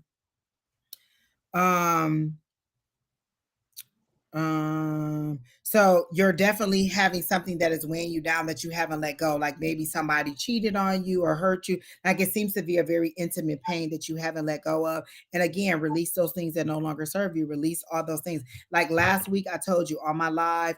Last Sunday, I was very aggressive because the eclipse was pulling out a lot of things that I asked them to remove. I said, release those things that no longer serve me. I was super bitchy. Like people was like, Angie, do you need a drink? No, I just knew that I had that aggression because I asked for these things to be removed. And my guys told me, oh, we're removing those things from you. And that's why you're so aggressive. That's why you're so bitchy. That's why you're so having this issue. And so I thank them for allowing those things to let go. And I said good riddance to those things. So allow your higher power, allow this eclipse energy, allow this full moon energy to release like the full moon was on the 5th. You're still under the full moon and you see, I wish you would have told us that you were stepping away because we would have been able to do your reading at that time and we would have told you to go back to do your reading. But since you didn't respond, we thought you had just left to go to another like, sometimes people just leave because they don't want to wait anymore. They go to another live. So Miss Diana, that's why we didn't we moved on. And this is why we ask you to let us know if you have to leave for whatever reason, because we are kind. We will come back to you if you say, I got to step away. Um, but I'm sorry, back to divine feminine. It's just saying that you have all these things that you're holding on to that's preventing you from moving forward. So then I got the page of pentacles, which is good news coming in. It's usually good news about a material blessing, or some people say about a job or money or unexpected income. And it could be all those things. But for me, in this sense, I get it because we're doing love is some kind of good news about a material thing that you've asked for, something that you've been praying for, that you've been asking for, that you want to come to you. They're saying let love pursue you. Stop pursuing love. That's what I heard immediately. You stop pursuing love. You're a queen of wands. You have that passion. You have that energy. You have that ability to attract what you want. You just got to tell what you want. Like, you're attracting what you're putting out there. If you're feeling desperate and wanting to be in love, then that's what you're attracting: desperation from somebody else, or people who is going to feed onto your desperation. So they want you to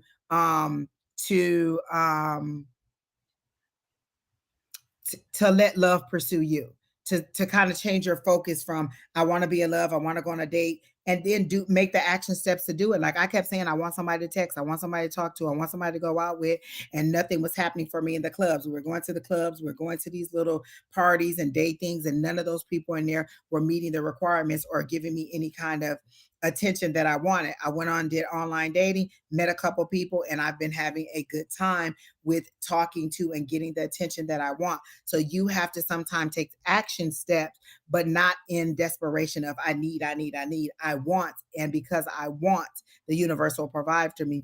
But again, work on those things, or kind of journal about. You can either journal about it, you can release those things, but whatever you need to do to figure out what it is that is holding on to you, and that is causing it to pull down your energy from a past relationship. So that's what I got for Miss Divine Feminine. I got like you're in need of something, and this usually is the money or information. Like you're like trying to get it, and it's coming across to me as desperate. And then I got that you have doubts and worries, and you're feeling powerless in the situation. And then I also got the opposite of love, again, terror and danger. So are you worried about money, and it's really kind of stifling your forward movement? Like you're so stuck in, and like, how am I going to get this? How am I going to pay for this? I'm not, or the situation. How am I going to get through this situation? How is it going to work itself out? And you're so paralyzed in what's happening that you can't move forward with it. Yeah, that's the 4 of diamonds, the 7 of clubs, and the 7 of hearts. And it literally says, in need of money or information, waiting for abundance. And then doubts, worries, hindering success, and feeling powerless. And then the opposite of love, hate or fear or terror, or of others, or another, or danger.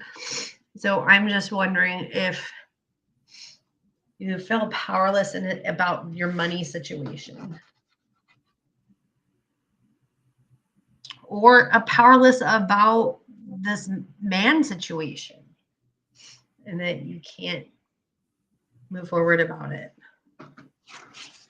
Not getting any feedback.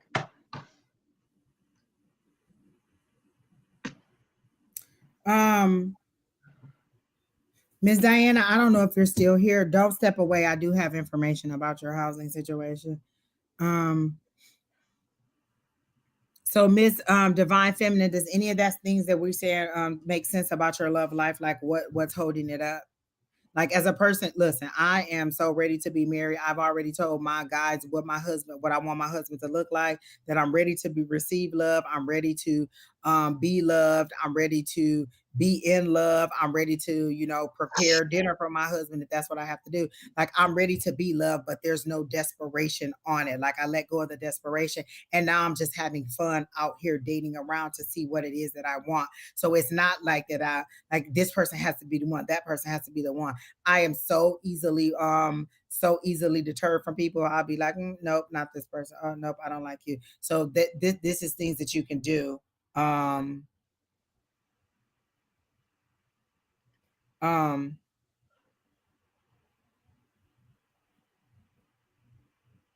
oh, I was reading something in the comments, my bad. So if you really want to move forward, Kena, I feel like this reading is for you as far as moving forward or getting out there. Like how you gonna want to be in love, but then be rejecting all avenues that will lead to love. So, but what they're saying is you have to get out there and really like, unless you think the DoorDash guy is going to be the person that you're going to marry, like you have to get out there and in the pool to find somebody. And yes, the dating pool does have pee in it, but you can get out and rinse off. Like you don't have to accept what it is. Money came up because there's not necessarily for me, um for you know what, then that could be it because the Ace of Pentacles did come up, or the Page of Pentacles did come up, and that comes up for, and literally when we go to your higher power, you asked about love, and so I asked for it. But remember, I'm going to the highest authority. I'm going to the God source. I'm asking about on your behalf what's your best thing. And so even though I ask for love, if the higher power thinks that money is what your focus should be on, that's what they're going to tell me. And so I said there's information coming in about love. This is like good news. This is a material blessing. So that material blessing for me could be money, it could be love, it could be something tangible, something that you can hold in your hand, something that you can call in that you've been wishing and praying for. So money is coming, a new opportunity is coming. And then with the Hierophant, that's the thing. With a reading, don't be so laser focused on that. That's why I said material blessing and not just money, because pentacles represent the material world and the reality, the physical things that you can hear, see, touch, smell, and see, tangible things. And so then with the traditional institutions could be traditional ways of making money, like going to a corporation or something like that. But it also could be you wanting to be married, which is how I got it because I asked for it in love.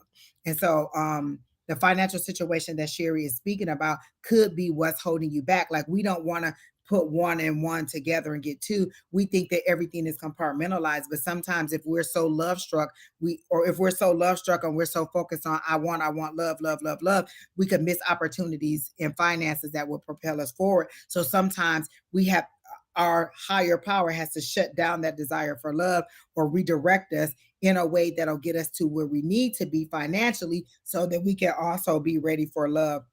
Because when you want to come to a situation, you want to be financially stable, physically, in good health. You want to be emotionally in good health, and you want to be, mentally in good health. You don't want to go to a relationship where there's a lack or there's a need where you're focused on, oh, I need money, so this person has money, so I'm going to take whatever mental or emotional abuse he has because I want the money and he holds the purse strings.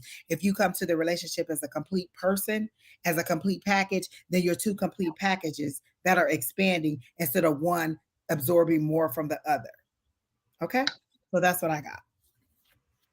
Ms. Divine, I hope, did you have anything else? Because she said money is truly a concern for her. Yeah, that's what I'm getting. Like you're stuck in that. Cool. All right, who's next, Keena?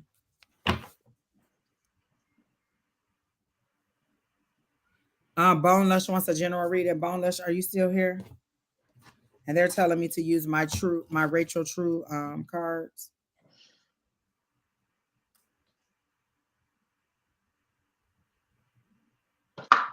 I'm going to use an Oracle deck. Okay. Oh, I like that, Jada. Jada said, oh, Angie, I wanted to tell you that on the full moon, there were so many feathers on my porch. And I said, wow, thank you, Spirit. That's really cool. So again, that must be the way that she asked for them to kind of let her know that she's on the right path. Everybody has a way that they want their higher power to let them know. And sometimes feathers are a way for the higher power to get your attention. Unless a bird exploded on her porch, that is a good thing for them to let her know Listen, that Pop she's eating moving a in the right bird direction. on her porch. Meow meow. I'm sorry, what'd you say, Sheri Berry? I said meow meow. Cat eating a bird on her porch. Oh, it could be. Hello, Sorry. Naya. Dark. Honey. You guys haven't figured that out yet? All right, Miss Bone Lush, you're next. You want a general reading? I heard speed up the process. Like you're taking a long time. Like they're showing me an assembly line that is going very, very, very, very slow. Like you're doing one thing at a time. Boop, boop. They're showing me a slow, and they said speed up the process. Speed up your part in the process. You need to move forward more faster. You're holding up the process in this situation, Miss Bone Lush. So I heard speed up the process, and so you're like slowing everybody else down. You're the cog in the wheel that is slowing everybody else down. I get the Queen of Swords. You need to speak up. Um, if there's an issue that you're having, you need to speak up and let them know what the issue is so that you're not the person that's holding the situation back. Because I also get the Three of Cups, which is a celebration in this situation. Let me see what else I get for you. What is the process that she's slowing down? Are you trying to start a new business or some kind of new business endeavor and you're the person that's the hold up? Like maybe each person, like maybe there's three of you who wanted to start this new project or this new endeavor. And so this person had their assignment, this person had their assignment, this person had their assignment, and you haven't put your full 100% effort into it in order to get the information that is necessary to move this forward because I immediately got speed up the process. You're self-employed. Okay, right. So you're the hold up. You're the person that's slowing the situation down is what I'm getting. Just because you're self-employed doesn't mean you couldn't be slowing down your own progress. You could be the person that's preventing you from expanding, from going to the next level, because it's definitely a financial situation that they're showing me, or some kind of career situation that you're slowing down the process. So, what do you have for her, Sheri Berry?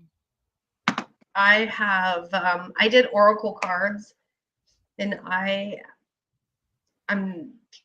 wow. Okay, so I got time, which is courage, roses, which is romance, and dandelions, which are wishes. So this is trying to I'm interpreting this as just to tell they are telling me to tell you to stand in your own power. Have the courage to stand in your own power and stand in what you believe in, what you love and what you love to do. And again, I think it has to do with your business. It's something that you're self-employed, and people that are self-employed usually do something that they love. So stand firm and be courageous. Continue to move forward in that. But it's like things are kind of rocky, and but it'll get better. And it's like your wishes are gonna come true. Dandelions mean more than wishes, though. So beautiful little rays of sunshine will be coming in, and you're going to see the fruition of what you're doing. But stand firm and know that. Yeah, I just keep hearing stand in your power. Just like stand in Do your. you have an opportunity to expand or to make more money or to get another source of income? Because they're showing me like this is the main line that you have right here, and there could be a break off of another source of income, but you're taking too long. Like you're fretting over little itty bitty things that don't make sense. Like, oh, the packaging, it has to be this lettering, it has to be this color, it has to be this size. Like you're fretting over little bitty things that are insignificant. They're important to you, but it's a stalling tactic that you're using in order to keep this from moving forward because you're not afraid of failure, you're afraid of success. What if it becomes overwhelming to me? What if it becomes more to me? I'll have to manage people, I'll have to do more of this, I'll have to understand that, I'll have to understand. So you're thinking of all the negative things that will come with expansion instead of all the positive things that will come with expansion. It's like it's a part of the overall dream and process that you want, but you're stopping it from having because there's literally one source of income and then you're stopping it from coming out this this way, that there's a whole nother road that you can travel. And you're thinking that if I go that way, then it'll take me off of this way and I'll never be able to get to that way. And they're saying, no, two things can be possible at once. Keena has told me that many times. Two things can be happy for once. You can write music and sing music. You don't have to choose one or the other. You don't have to just sing. You don't have to just write. You don't have to just produce. You can do multiple things. Have you ever heard of Babyface? He does them all. You could do it all. You do not have to shortchange one for the other. And they gave me the reference of Babyface. So you're thinking that if you pursue one, it'll take away from the other, or It's it'll make not. you less. That's But like there's, again, two things can be possible at once. that's why it's saying have courage and do the things that you love. Yeah, to move you forward. Like where's your heart and soul? And I feel like you're feeling like, well, this is the best choice to act. Like I feel like you've done all this research and you're like, well, this is the best course of action to do it. And if I stay on this road, then I'll get to it eventually and I'll deal with the bumps and the bruises. And your higher power is saying, no, if you go this way right here, you'll still be on your course, but you'll add even more to it. So whatever you're doing that's stalling this process, they're saying speed up the process so that they can go ahead and bless you with what you're asking for. A lot of times we speak things, we make prayers, and then when it starts to come, we're like, wait, is that really what's going to happen? Then we get afraid of it and we recoil back into where we work back into what we're familiar with. So sometimes we're familiar with pain, we're familiar with failure, we're familiar with no's. And so when we get a yes, we don't know how to act because it's a place, it's a new territory that we haven't been in. So although this is a new territory you haven't been in, essentially when you started this process, that was a new territory that you hadn't been in either. And now that you know that, it's time to break off.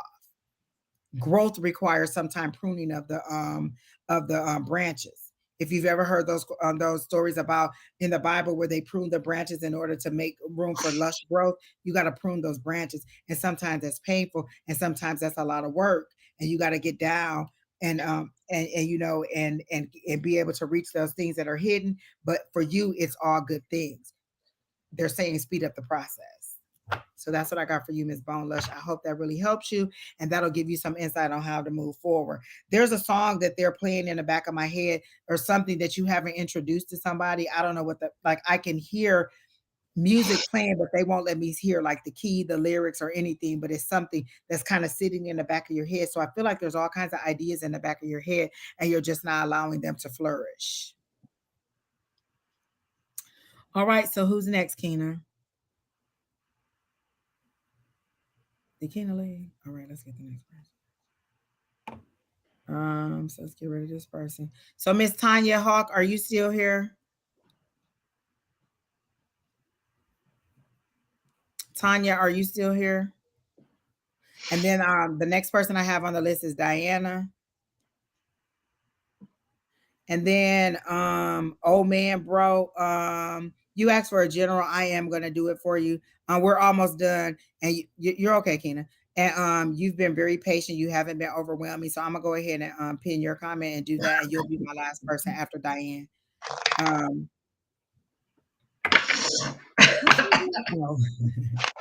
So, Tanya, are you still here? Where can you donate? I don't. You can donate at A5says. On Cash App. Keena, can you put that in there? Cash App. And then if you want to donate to Sheri Beery, put your Cash App in there. And last time I checked, you didn't even know your Cash App. I know. But you gotta look it up. Look at her. Yeah, I'm looking it up. What is my Cash App? Keena, don't put it up for me. I know my Cash App. I may put it in the chat, girl. What is it? The $sign? Mm-hmm. Oh yes, that's it. I guess Keena, you Cash App you on the time. So that's how you can but again, you guys do not have to do that. It is greatly appreciated when you do those things. But our readings are completely free. We just love to give back, and I'm all well about healing. I always give you healing messages.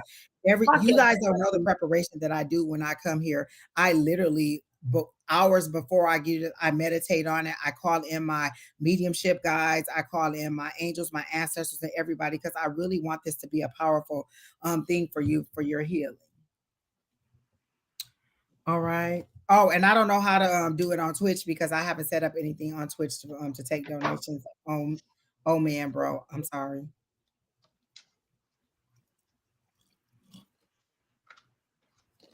So Tanya asked for a general. Who was the person that was supposed to contact me about herbs? I need to write that down. Oh, John. Okay, John. I will call you that. I'm sorry. God, what was her name? Shit.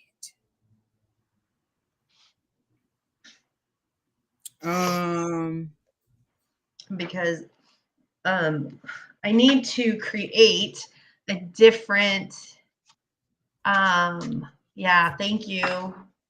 Thank you, Jason. They gave you the name? Yeah. Okay. Oh yeah, I was going back to look for her comment. Thank you, Jaded. Okay. I need to create a new platform or something.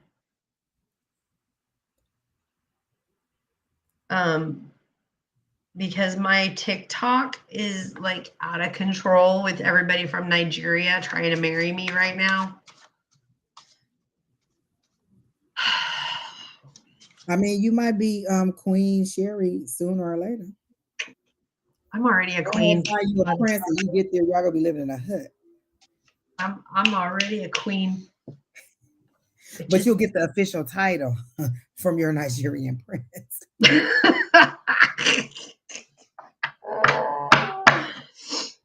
Yes.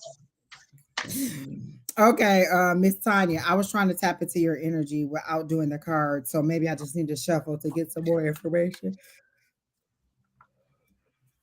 Well, I got a couple 8s and a 7. You can go ahead whenever you want to. Okay, I got the 8 of Wands and the 8 of Swords and the 7 of Pentacles, basically clubs, spades, and diamonds. So clubs, is about work. Spades is about tears, heartache, suffering.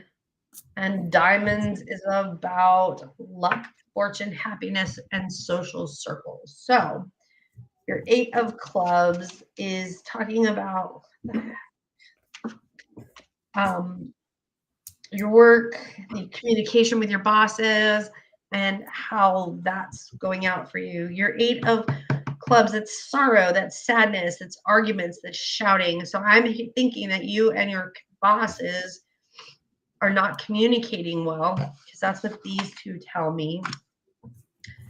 And that you're also dealing with people that are lying, or there's lies, deceit, falsehood, and fraud and trouble. So lack of communication with your bosses, and then there's like money problems or fraud, or not necessarily money problems, but whatever this argument is, you're arguing about this. You're arguing about like something's not accurate, and like you're catching the inaccuracies, and they're going, okay, well, whatever. What are tarot cards and regular playing cards? Your tarot card reading? Oh yeah. I do tarot card readings with playing cards. Yes. Wasn't the first isn't that how tarot started, with playing cards? Like way way. There's like a huge history. So there's like 52 cards in the deck, which there's 52 weeks in the year. There's 4 seasons. There's 4 suits. There's this whole huge thing about it. Yeah, I thought that I read that like that's how it initially started. Then the other cards were developed, but I thought it literally started with playing cards. I have the history somewhere. I have the history of it all somewhere, but what is it? Omanbro. You said call him John. John. You just opened a rabbit hole for me. I do open rabbit holes. I'm a witch. I am a gray witch. I am a hoodoo practitioner mostly. I do folk magic, and tarot card readings with playing cards is very much hoodoo and folk magic. Not voodoo. I have not been invited to practice voodoo. And voodoo is a religion and is based off of religion, and hoodoo is folk magic. It's magic that's brought in from different cultures and different things and people that came over to the United States. So you've got Celtic, you've got African, you've got Haitian, you've got all of these different types of magic, and that is what hoodoo is. And I am very much a hoodoo practitioner because I will, I, I'll use anything. Like, okay, so this is my honey jar, and it has honey and a bunch of other shit in here, shit stuff in here. On my honey jar is it. I have to feed it and remind it. But do you remember like when you walk down the street and you're like, find a penny, pick it up, and all day long you'll have good luck? That's hoodoo. That's hoodoo. Or you lose a button on your clothes, and everybody's like, oh, because my grandma used to tell me like buttons are lucky. If you lose a button, you got to keep your button. Or people put horseshoes above their doors, and the horseshoe goes up. My family is Irish, and they were like, put the horseshoe up because that is luck, good luck. I did not know that was a folk tradition for Ireland. So when I started practicing magic and learned about hoodoo, I was like, oh shit, I'm a hoodoo practitioner, like from all about it. So Yeah, I I started, always talk about things that my grandmother did, like way back in the yeah. past, with putting the salt outside the door, not letting people cross over your house. Those are all things that came from like folk thing. Like when they tell you not to walk under a ladder, not to open an umbrella house. My grandmother did all that stuff. She put salt outside her door, she put peppers outside her Mhm, door, she lit mhm. candles, she did all of that stuff. But if you don't understand what the purpose of it is or where they got the information from, you don't understand the power in it. And then Um, it dies over generations because generations don't talk about it because it's very private. But yeah, there's a bunch of stuff that like Angie said, my family's from Oklahoma, Arkansas, and Texas, so we have all of that southern stuff in there too. But yeah, I love folk magic. It's for me, it's everything. So I have one thing. I kind of want some red beans and rice now. Damn it. yeah, me too. I'm like, what's for dinner? And I didn't even buy any. I didn't go out yesterday. I ordered all my groceries online and went and picked them up today because yesterday I was sick. Today I have COVID. So you just like seeing that. I'm like, man, I didn't order any red beans and rice or nothing. No Miss jambalaya. Tanya, I do have a very distinct vision that I'm being received for that is being received for you. So I see you on a bicycle on a tightrope above a body of water. Water for me is emotion and is embracing emotion. So that's the fear and the situation in the situation or the emotional situation that I think Sheri Berry mentioned. So you're on this tightrope. You're afraid, like if I don't balance everything correctly, I'm gonna fall off. I'm gonna get this. I'm gonna have this disaster. I'm going to fall in this rushing water. So there's a lot of fear. And what they're saying is open your eyes. See it clearly. That's an illusion. You have the power to balance this situation. You have the power to get it from one end to the other. So I don't know if this is a project or something that's very important that you're working with, and it's a lot of pressure on you, and so you don't feel like you could balance. But what they're showing me is just open your eyes and see that you're not on a little platform that's like this, because this is what you think that you're. And look what card came up. I didn't even shuffle the cards. This is the top card.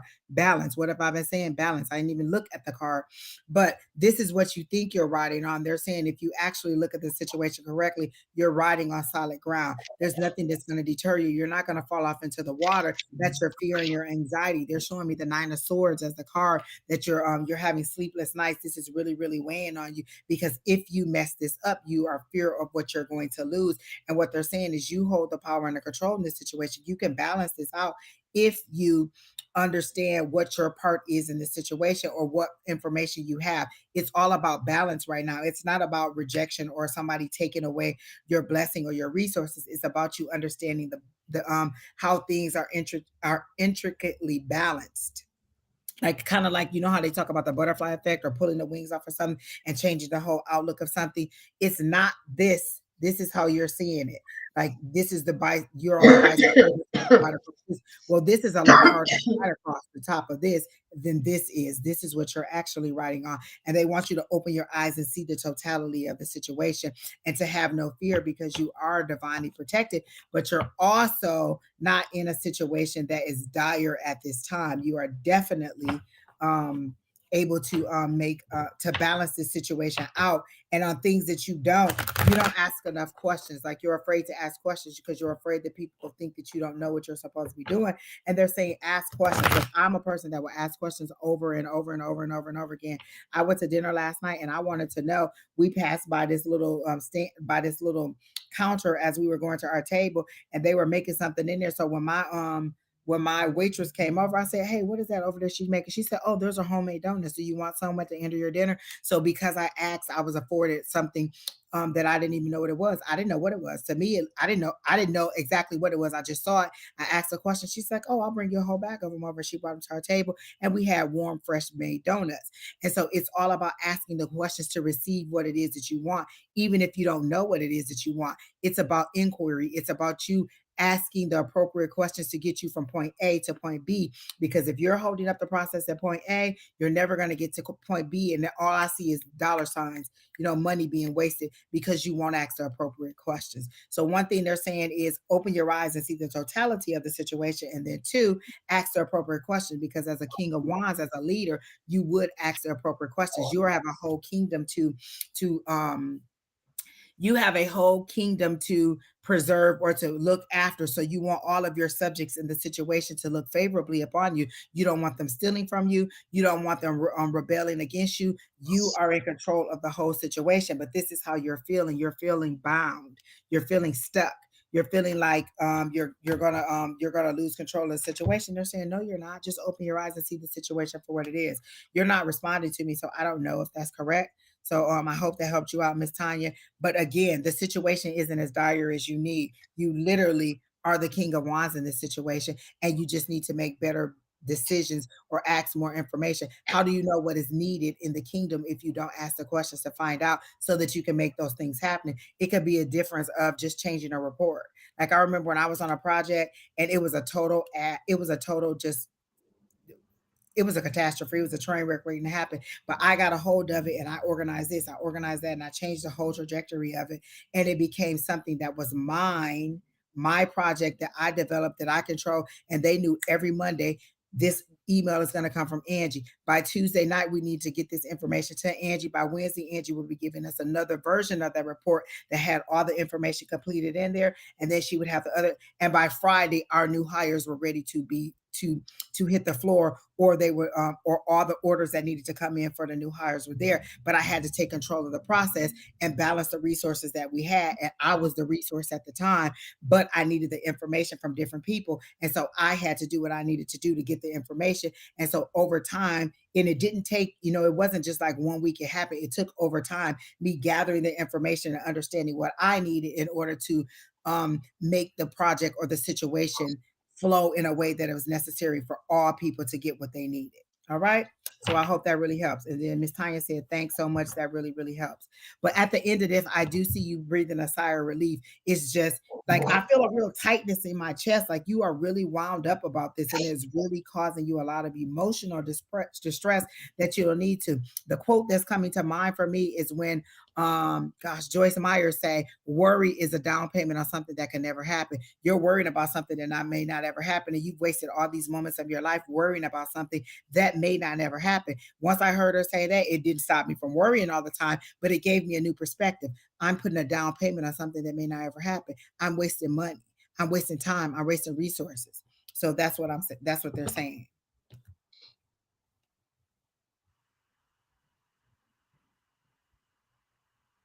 Oh, that's so nice. That is really, really, really nice. It was really, really Oh, nice. same here. Same here. John, I want to say thank you. You are Thank such a nice person. You are very, very nice. And I'm definitely gonna have me some red beans of rice today, sir. You better believe it. you. Yes. Thank you, thank you, thank you. That is such a nice gesture. He just cashed up us for red beans and rice. Look, my stomach is growling like We really should bad. we should go together. Remember that place we went to eat where your car got hit?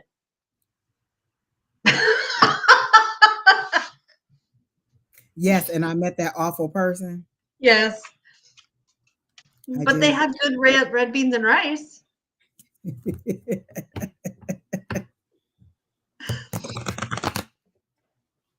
We should just go together. Oh, you know what? There's another place that sells red beans. And I think it's down the street. It's called Voodoo Daddy's Oh yeah, yeah, Kitchen. yeah, yeah. Have you ever been there? No, where is it? Where is it? It's on Elliott, right across from Walmart. Down by your place? Mm-hmm. Yeah, let's do that. Okay. Not Okay. today, because I don't want to give you COVID. I exactly know that. I exactly know that. But I'm having red beans and rice today, John. So you might even see a picture of me online eating some red beans and rice. I don't know. Oh, I'm going to Voodoo Daddy's Kitchen to get me some red beans and rice. And that's befitting because you were just telling him about voodoo and hoodoo. And I'm going to Voodoo Daddy Kitchen and get me some red beans and rice. You see how that all worked out, John? Like that's how the universe works. It's a series of steps of things that you have to do. I put it out there. That's manifest. That's instant manifestation. That right there. I Yes. want you all to see that. All of that you are here, that's instant manifestation. We put the desire out there that we want red beans or rice. Here is somebody who said, "Hey, can I have your cash app?" He sent us money to go get red beans and rice. That's instant manifestation. That's manifestation on 1,000. You know what I'm saying? Instant manifestation. That's what I'm saying. Put your desires out there and allow it to come to you. Just like that. And so now all I have to do is go take that money, go and get me some red beans and rice. Instant manifestation. That's how the universe works. You put it out there. I didn't put any kind of pressure or desperation on it. We just said, red beans and rice. And then there it comes to me. And it's something as easy as that. If I can manifest something as easy as red beans and rice, I know I can manifest $25,000 or $30,000 in the next 7 days, y'all. Come on now. I would go Exactly. get red beans That and is rice. literally manifestation. It's just that easy, y'all. It ain't that hard. Okay, so Miss Diane has a question about her house or apartment. So, okay, Miss Diane or Diana, and I'm sorry I keep calling you Diane. Diana, are you trying to move into a new build? Because they keep showing me like a cookie cutter community that you're trying to get into a new build, and you're having some situations about financing. Like it's not like they just raised the rates on the Fed, so you're having issues about financing, and you're like, oh my God, woe is me, what's going on? Is that what I'm getting, Miss Diana? Is that you're having some issues with financing and the affordability? Like maybe you were approved, and oh, I don't know. Oh, look. Oh, I don't know. I hope not. Lord help the child. So, Miss Diana, are you still here? Is that the issue that you're having problems with financing and being able to find the financing? Because they're again showing me the word apartment, and you're going to. It's going to take time. So your first step or your next step seems to be an apartment. It's not a denial. It's just a delay at this time because you're not financially ready to do it. So again, this is finances that they're showing me that you're not ready to do that. So is that what we're getting with Miss Diana? Is that the situation? Finances again. So I do not see a house because it seems like it's a new build, a new community, and you're having an issue with the finances. And now that they've raised the rate again, your money, like the amount of house that you can get for the amount of money that you have is not coming. So they show me what you want. Clearly, it's a beautiful setup. It's a nice small little cottage or a nice small little housing community that you want to live in, but you're just not quite there financially in order to do that. And so they're showing me the word apartment again, and they're showing me that this isn't a denial, it's just a delay in it until you're more financially sound or until the rates are better. So I do not see the house coming for you. I see an apartment.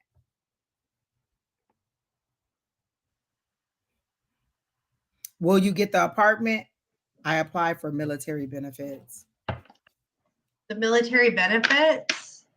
She says She says she applied for military benefits. You want to know, will you get the house and like on one of those loans? Right now, I just do not see you getting it. Eventually, like I said, it's a delay, not a denial.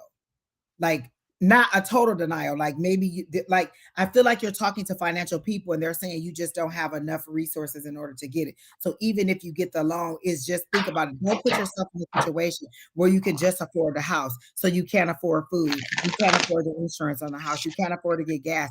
Do not put yourself in that situation where it's unaffordable. So they're saying an apartment at this time is a little bit more feasible for you right now. It is remodeled the apartment. No money. Late husband was in the Navy. So you're trying to get his military benefits and they're dragging along. And the military's got tons of bullshit and But that doesn't make sense to me because if he died and you were still married, then the benefits should have just rightly went over. Doesn't work.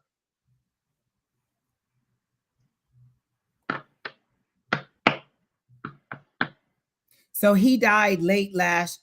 Wait, when did he die? He just passed. Are you the same person from last week who asked me and I told you it was an apartment? Then you came and told me that somebody else told you were going to get the house. Are you that lady?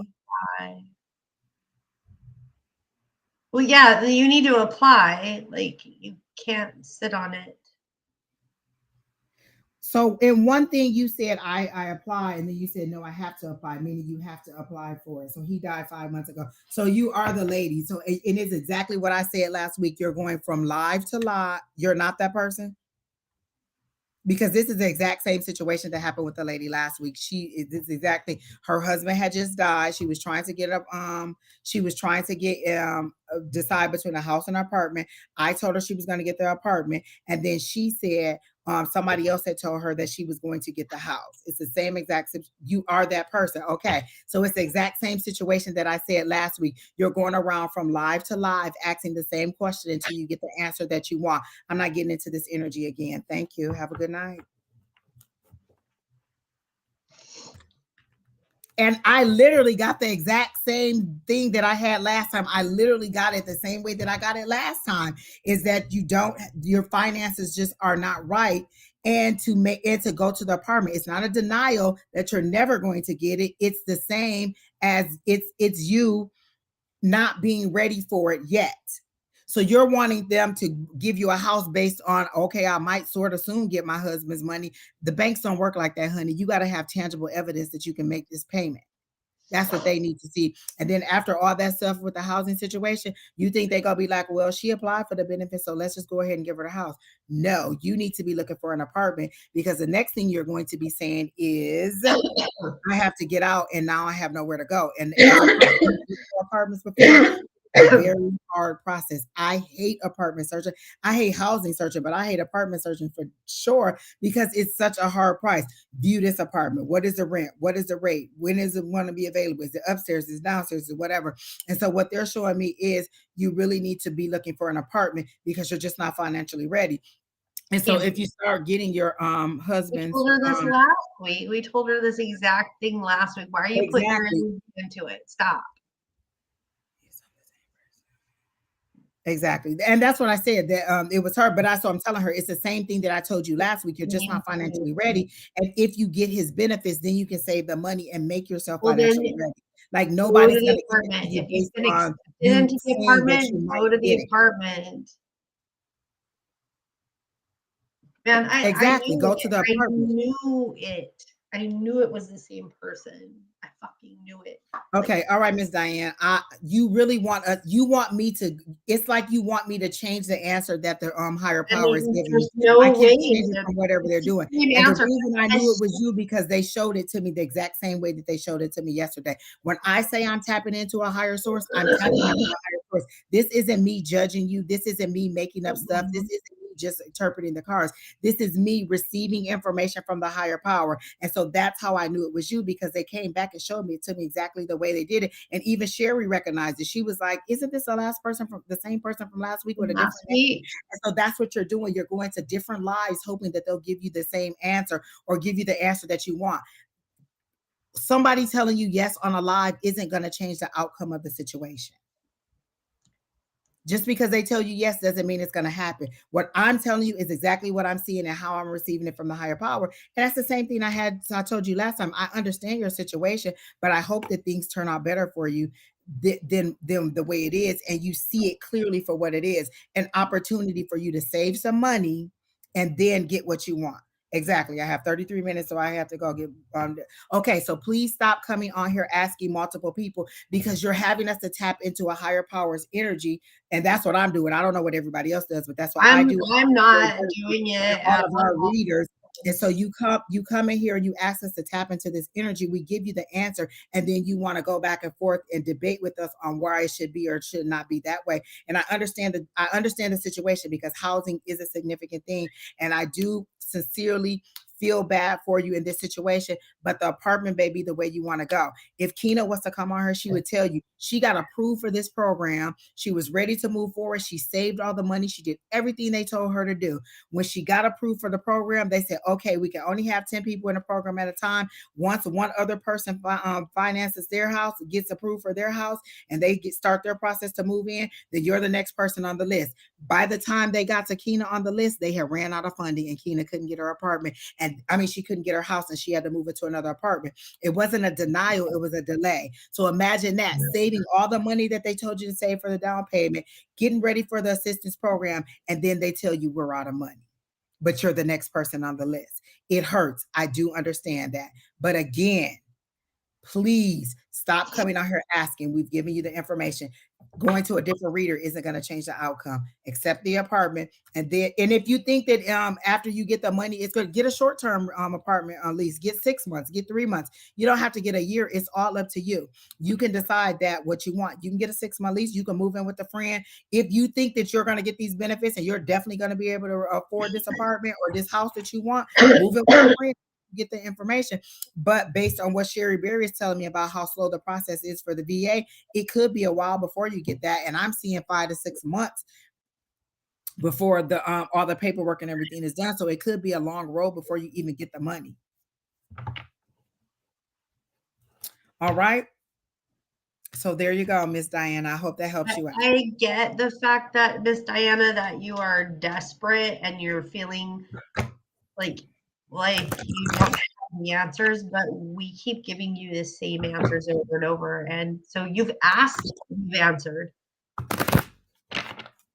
All of us have answered. Shauna, Dawn. I can tell you, this is how you know that we're authentic. I got the same exact image that I got last year. As soon as you asked the question, I was in our private side chat and I was like, is this not the same person that we did last week? And I was like, well, I don't know. The name doesn't look the same, and I'm trying to figure it out. And so then they start showing me the same images that they showed me last week. It's I could have easily been like, oh yeah, you're going to get it, but not.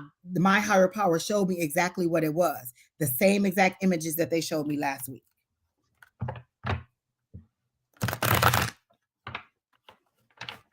Exactly. Oh. You ain't lying, Kina. You ain't lying. So I hope that helps, Miss Diana. I am going to send you healing positive energy. Everybody send her some hearts. Yellow for the veteran. May I please, I can burn. Will you allow me to do anything for you? Because I will not do spell work. Well, I did spell work for Angie one time. I didn't tell her. But it was a positive thing. Literally, I was having a down in the day dumps. I'm sorry, John, don't leave. And I have like 30 minutes because I have to go pick up my baby and my rice. But John, don't leave. We're going to get to you in just a minute. But Miss Diana, when I say that what she's asking you, can she do? She is just really that good. Like literally, I was having a bad day. I was frustrated. I was mean. I didn't want to go on live. She was like, we're going live. I was like, nope, I'm in a bad mood. She got them bay leaves out. She put whatever she put on that bay leaf. She burned it. And all of a sudden I got a surge of positivity. I was like, well, why do I feel so good? She was like, oh, I burned a bay leaf for you. It's just that we're not reinventing the wheel. We're not teaching you anything that our ancestors didn't already do. All they had back in the day was the sun, the moon, the stars, the oceans, and the earth of the earth. You know what I'm saying? So they're doing the same thing. We're doing the same thing. So if you are allowing her to do this for you, then she can do. Look, John said, burn one for me too. And so what she's doing, she's not asking, to, we're not asking for anything that is Evil, we're asking them to give you what is already coming to you, or to put some action in it. So I'll let Miss Beery explain it to you and do it for you. So all I'm gonna do is burn a bay leaf, and I'm just gonna say, like, to ease your worries, not to like cause anything into your life, but just to take that worry away for you. And that's all I want to do, is because you just keep, I feel your anxiety, I feel your angst from it. And I do think that, doing a couple things for you, I mean, and I usually charge, but I won't charge you because, you're going to do it after the live. Uh-huh. Okay. I do want to say one thing for you, Miss Diana, because you said we were together 33 years and he passed on.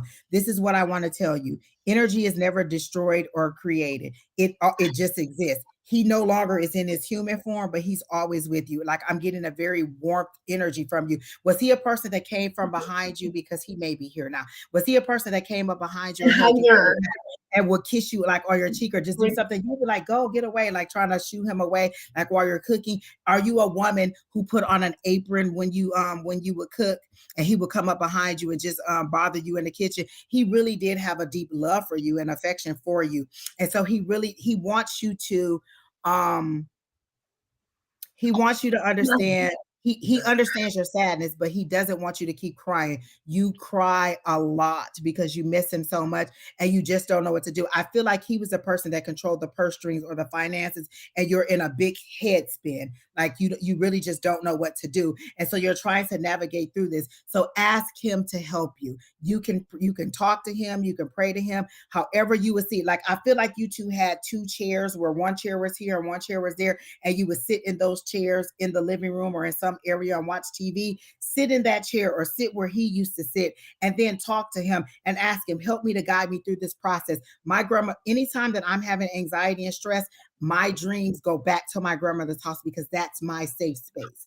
So ask him to come in and to help you and to guide you. Don't see him as being gone. He is just not physically here. He still has access to you. I feel like you're having dreams about him, and then you wake up and you think, oh my gosh, he's gonna be there, and you look over to the side and then he's not there, and then your sadness comes over all over again. He wants you to stay out of the sadness, and he wants you to enjoy the memory of his life, not dwell in the sadness of his death, to enjoy. And that's her burning a bay leaf for you. You see it? So that's that positivity. Oh, I'm getting goosebumps all over, because he wants you to dwell in the happiness of your relationship and not the sadness. And that's what's preventing you from seeing clearly. That's why you keep coming back. Like, I deserve this. I deserve his benefits. I deserve to live somewhere nice. I deserve. And you are right. You do deserve. But ask him to help you to find the right paperwork, to find the right person to talk to find all the documents you need. Like, I feel like it's in the house and you don't know where it is, and you don't know exactly what to do. But he's there to help you. So ask him to come into your dreams, to come in. Is there a song that you guys used to dance to? It Had to Be You, or something like that? Did you two like just routinely dance in the house? Because I hear the song, it Had to Be You, or it's something along that song. It's an old romantic song. So did you two just dance around in the house sometimes? Because he's showing me like you two, like he would just come up to you and just dance, and he would sing the song to you. Is that correct? Say yes on the dancing, no, or no on the dancing. Bonnie Ray. Okay, I'm getting help from a service officer, Bonnie Ray. Yes. Oh, so yes, you did do that. So he's showing me all those things. He remembers you and the love that you share, and it's okay. If this helps you out, you're making it sad for him on the other side, because he's trying to help you, but you're not receiving his help. You know what I'm saying? So he's in a sad state. Like, he didn't like to see you in pain. And so he's trying to help you. But in the sadness that you're having, you're not seeing it with an open eye. So he's really, It Had to Be You. Is that the song? It Had to Be You. Something like that. It's along the lines of that beat. Like, I can hear it, and I can see you dancing, and I can hear him singing the song to you, because there wasn't always music. There was music in his heart. He was a very fun loving guy. Was he a little bit robust, like a thicker gentleman with kind of like a little bit of belly? Because you seem to cook good too. Were you a Southern cooking person, like Southern food, like cornbreads and things like that? Because I feel he's showing me food that he would eat. Potatoes. Right. Yeah. You're a hearty cooking person. So say,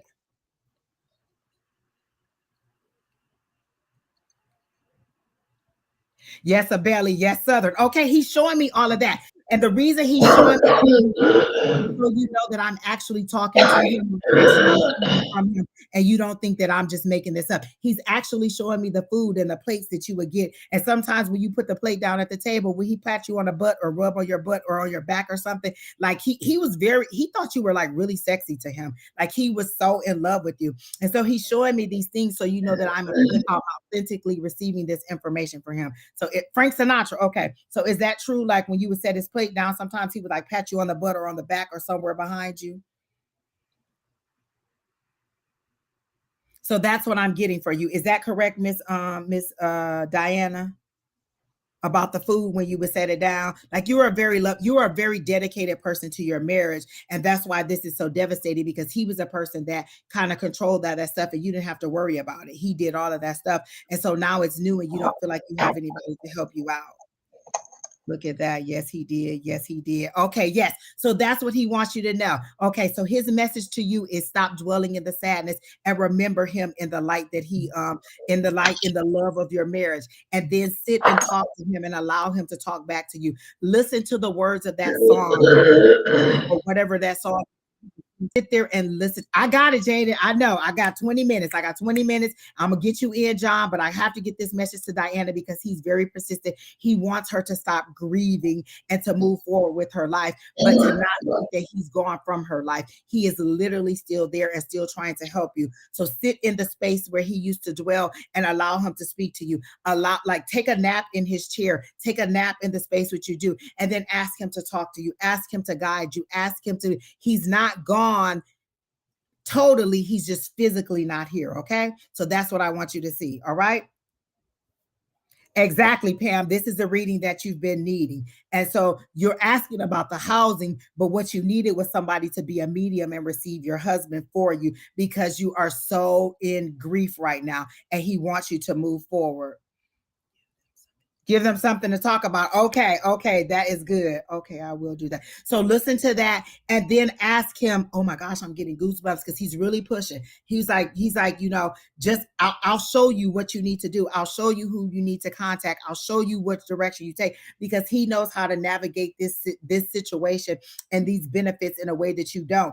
And if you allow him to come to you in a dream or to write it down, like anytime you have a fleeting thought, like if you see the number 2510, that means something. It like whatever random number you see, it's all clues in how to make this come through and to get the finances. But unfortunately, you are going to have to take the apartment before you can get the house.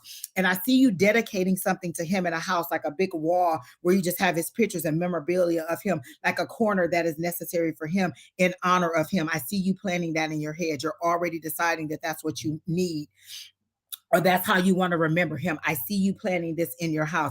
And the house, again, it's not a no, it's a not right now. So until you get these things in order, but what he's saying is, had you listened to me, did he call you baby or honey? Had you listened to me, baby, you would be a lot further ahead, but you're so stuck in your grief that you can't move ahead. He's been trying to help you and you would have got approved the first time, but it's okay. We're going to take that hit. We're going to listen to what he has to say in the way that he communicates to you. When he was alive, you were almost the same mind. Like he would know if you were sad and needed flowers. He would know if you were sad and needed ice cream. What's this about strawberry cake or strawberry ice cream or strawberry something? There's something he's telling me about strawberries. Oh my God. Listen, you got Sheri Berry setting off the smoke alarm in her house trying to send you some good energy. Yes, he did.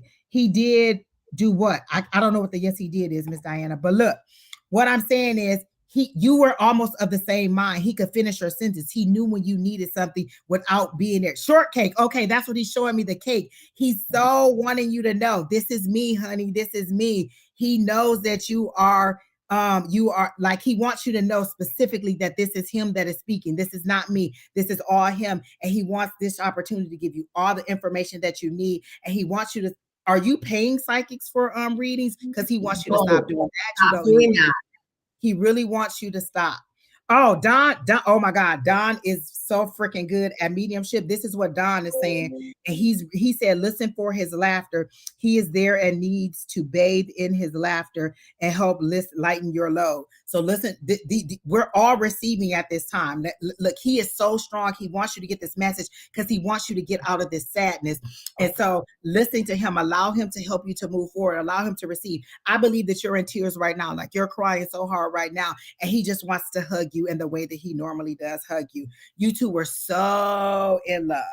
You two were so in love. And so he wants you to stop worrying because he said, I got this. I got you, baby. I got you. Allow me to walk you through this. He's still holding your hand. He's still holding your hand as you walk. So he wants you to allow him to lead you, allow him to take your hand and to lead you, to show you in the drawers. Is there a room that has a drawer or a desk in it? There's paperwork in there. There's stuff that you need in that drawer. It's a darker color wood drawer. Is that true?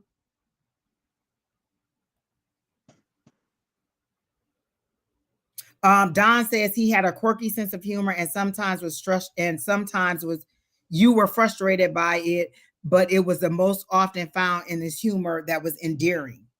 So like you guys were such a cute couple. So what I need you to do is to go into this drawer and into that desk and find the paperwork that you need in there. There's something about 2510 that I keep hearing also. Like that number randomly came in my head, but it's something significant about that. So remember that 2510.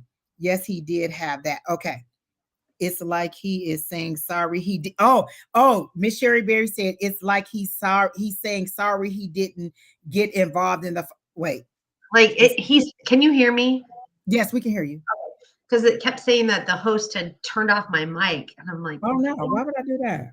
I have no idea. But so I'm hearing like he feels badly that he didn't get you more involved in the finances and the money thing, or like the paperwork and all the money thing, because it's left you sitting here worried, and he's like, oh man, why did I do that? And now that's why Did she tell us he had a heart attack? Was it a sudden death? Because I feel like you weren't ready for it. I get a sudden, like I get that palpitation in my heart or somewhere in that area. Did he have a heart attack? Is that what's happening? Because I feel like it was sudden and you were not ready for it at all. None of you were ready for it. Nobody. So okay, go into that desk that I just described. It's a dark colored desk and there's paperwork in there. Find the paperwork and pull all that together. And it's okay. Yes, in 3. And it's okay that you're crying. Just go ahead and cry and let all those tears out because you've been holding it back a lot. And so I got it, Keena. I'm going. He wants you to really, really, really allow him to help you. Okay. So that I gotta go. I gotta do the next person because I gotta go pick up my son. So that's what I got for you. Literally, Keena, put.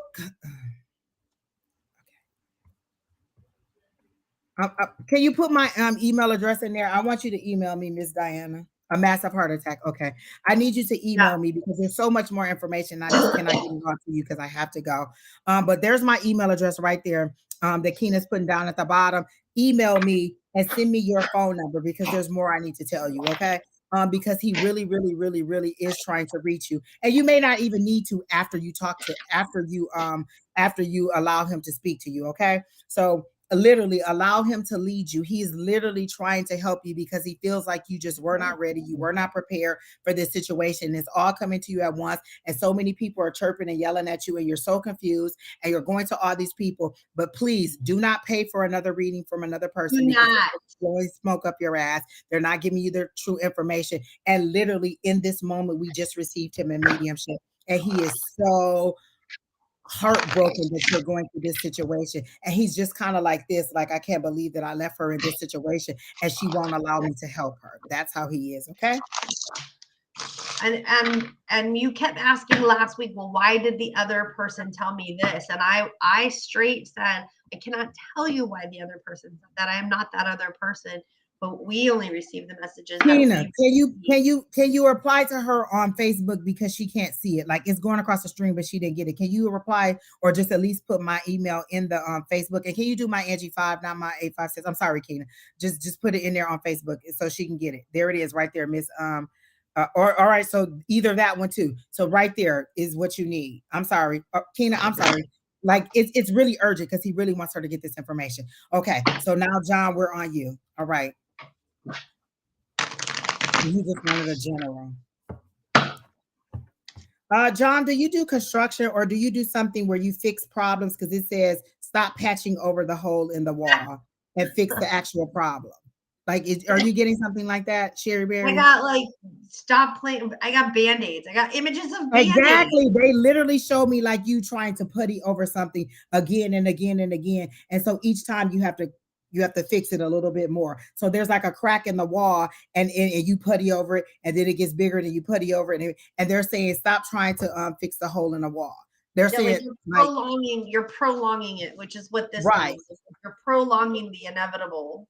There's a break in the foundation. There's a Mm-hmm. break in the foundation is how they're showing it to me. And you're not you're glazing over it in order to keep the peace. But what they're saying is stop trying to fix a hole in the wall. That the foundation is broken. If the way that they're showing me the hole in the wall is like it's a white wall and the crack is going up like this and down like this. Okay. So you're trying to plaster over it. You're not doing anything to it. You used to work in construction, so that's what they're showing me. Okay, so many damn problems. Which one am I patching? Okay, I don't know cool. which one that So you're they're showing it patching, to me. Gotcha. but We're locked into you. But Go ahead, that's Miss funny that Sherry. they would do it in construction because that's how you would relate with it. So Yeah. I got that it's like you're dealing with somebody else. Like there's a lot of shit going on. That's what I got. Like all of these, there's a lot of shit going Wait a on. minute. Are you having some issues with like, and I don't want to be all in your business like that, with like child support? Are you having some issues like that? Okay. So I got You're not dealing with child support? Is that what you're saying? No, because I get one of the issues seems to be something with court or legal documents. Go ahead, Miss Sherry. I think in like I I just got like there's a lot of problems, that there's a lot of things that need to be fixed, and that there's Is just somebody like suing you or are you suing somebody? Waiting for my passport and license to get back. No, it's not that. It's a legal issue. It's a court issue. I don't feel like it's the passport. Go ahead, Sheri Berry. um sorry, I lost what I was saying. I'm totally sorry. All Um, right. you said there was a lot of issues. There's multiple This is things. You just a held up lot the of issues, card. multiple things. I got a 7 of Hearts, which is the opposite of love, which is fear, hate, terror, or other dangers. So you're dealing with a lot of things that you're trying to avoid and get out of. The 5 of Clubs, which is illness, it's like prolonging it. You need to let it go. You need to overcome it. Whatever it is that you're put yourself first. That's what he's telling me is you have to put yourself first, that you keep putting other people first above you. I think it's your like family member, like a mom or a sister, or it's a female person that you are putting above yourself. You need to stop that. And then you have doubts and worries and you feel powerless in this situation. And you can change that. You can definitely change that by taking control of the situation, telling these people to fix their own fucking problems, and walking away from it. It's a them problem. I'm hearing it's a them problem, not a you problem. And that, you know, it's not your job to always be the person that fixes everything. And sometimes no is a good word. It's a complete sentence. You don't even have to get. I used to be one of them people who would, when I said no, oh, I don't, no, I'm not going to be able to go. I have a, now I just, no, I don't want to go. No. Should I stay or should I go? Okay. That's the clash. Should I stay? Is there a conflict between your mom and the person? Okay, this is what they showed me. They showed me your money with wings on it. Your money is flying away. You're dishing out money to different sources. And then I see like going down a drain. Your money is going down the drain. Like you're trying to make everybody happy and you're just throwing money at it, or you're trying to keep the peace. And there's money involved. Your money is flying away. Your money literally is stacks of money and it has wings and it's flying away. Should you stay or should you go? I don't make those kind of decisions for you, but I'm saying you're not happy in this situation and that you are trying to keep the peace at the detriment of yourself. You're having anxiety issues and you're having illnesses that are caused by you being stressed and bound up. Like I feel intestinal issues that you're dealing with or that they're giving me. And usually when you have intestinal issues like that with your food not digesting or you're having stomach issues or acid reflux, that's stress. That's unprocessed stress, or that's things that are giving you high levels of stress. And so are you giving out money? Is your money, and not to say that you're like you're in a dire need financially, but your money is going out heavily in this situation. Yeah, I'm definitely Does getting this that. person have long dark hair and is a thin like they're giving me somebody with long dark hair, very attractive, very materialistic. Come on, John. Come on, type faster than that. Come on. I know you got fast fingers. You probably on a keyboard that's got all kinds of shortcuts to it. You on Twitch. Come on now. Maybe. Maybe. Okay. So they're showing me this person very, very materialistic, very, very I want more, I need more. I, just giving out money and in order not to hear this, you're just doing it. You're doing it, doing it. But you're not happy. You're not receiving in the way that you're giving because they're showing me the Six of Pentacles. And the Six of Pentacles is basically you giving Yes, and Jaden, receiving. yes. He needs to keep his cup full.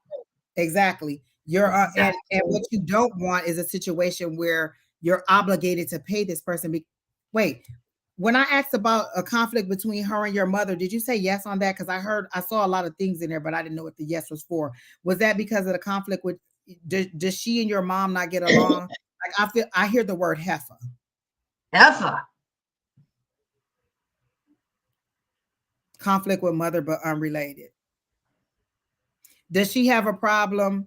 Exactly. That's why I saw the child support. Oh my Yes, God. Oh my gosh. I literally saw the child support. Like you like ain't no kids. I'm like, listen, my readings sometimes go far into the future. These are the possibilities.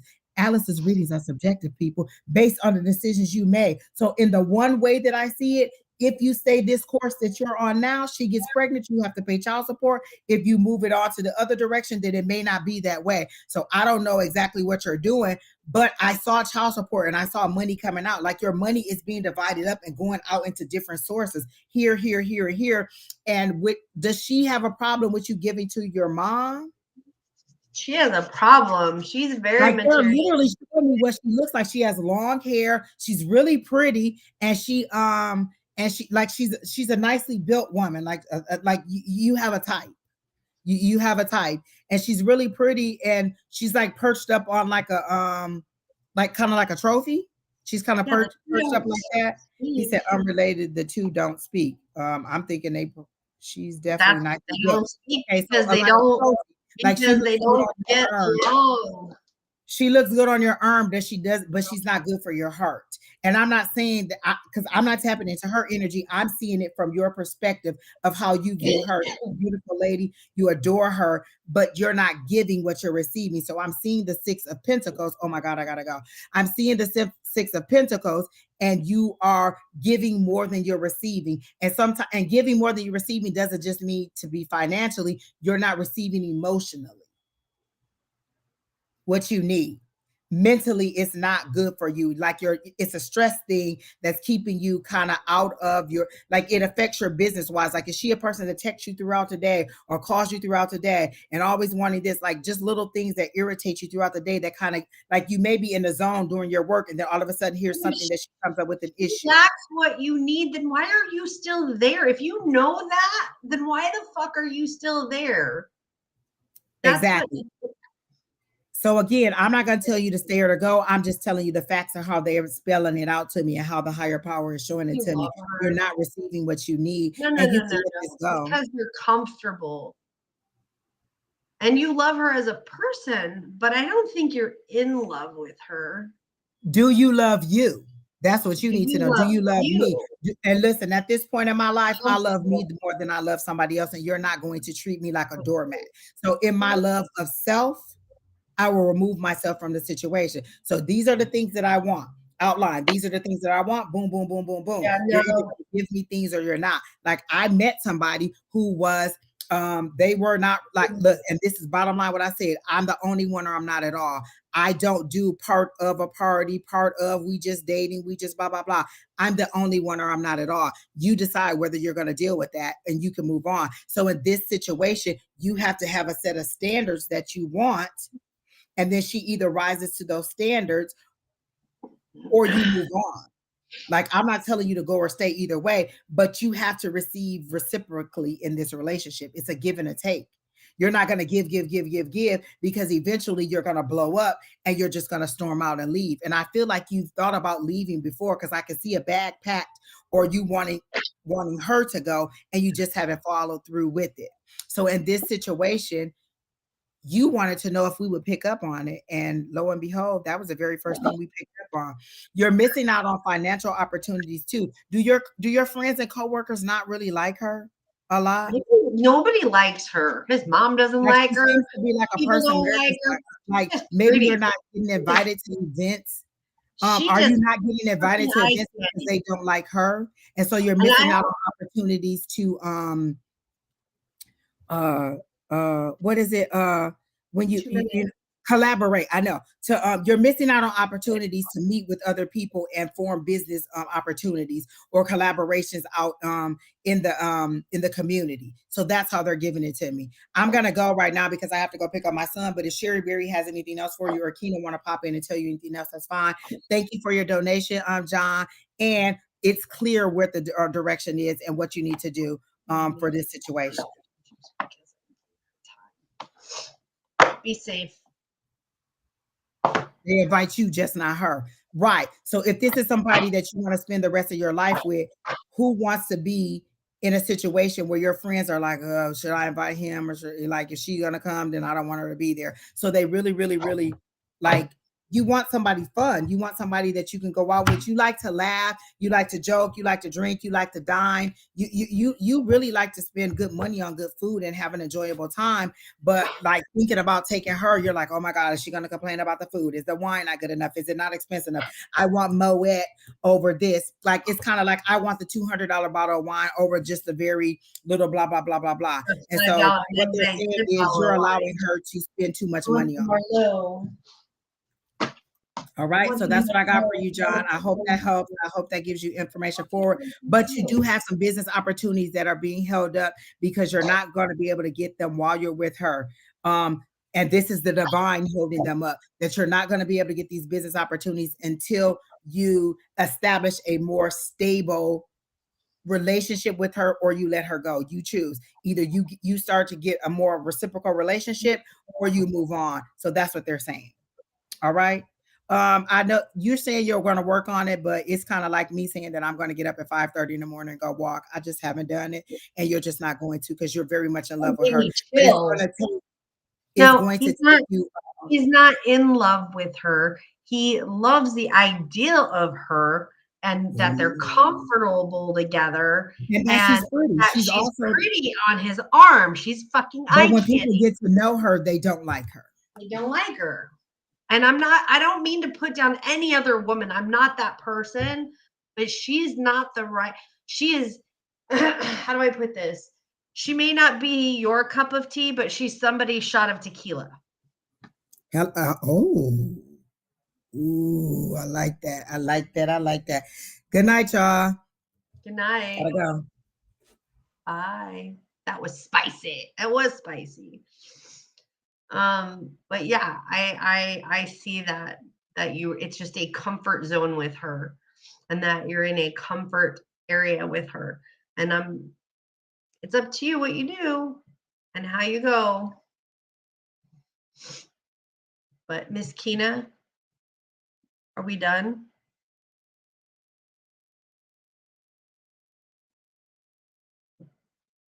You're welcome. All right, Miss Keena, have a good night, everybody. Miss Keena says we're done. She don't want to get up here. No, Keena's here. She runs everything in the back. And like, I can't do what I do without her doing what her does, but she doesn't want to jump on here. There she is, with a beautiful face.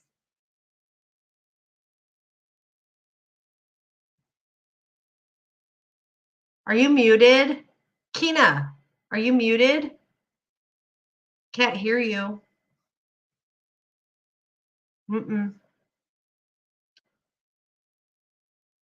Nope. Can't hear you. Can't hear you.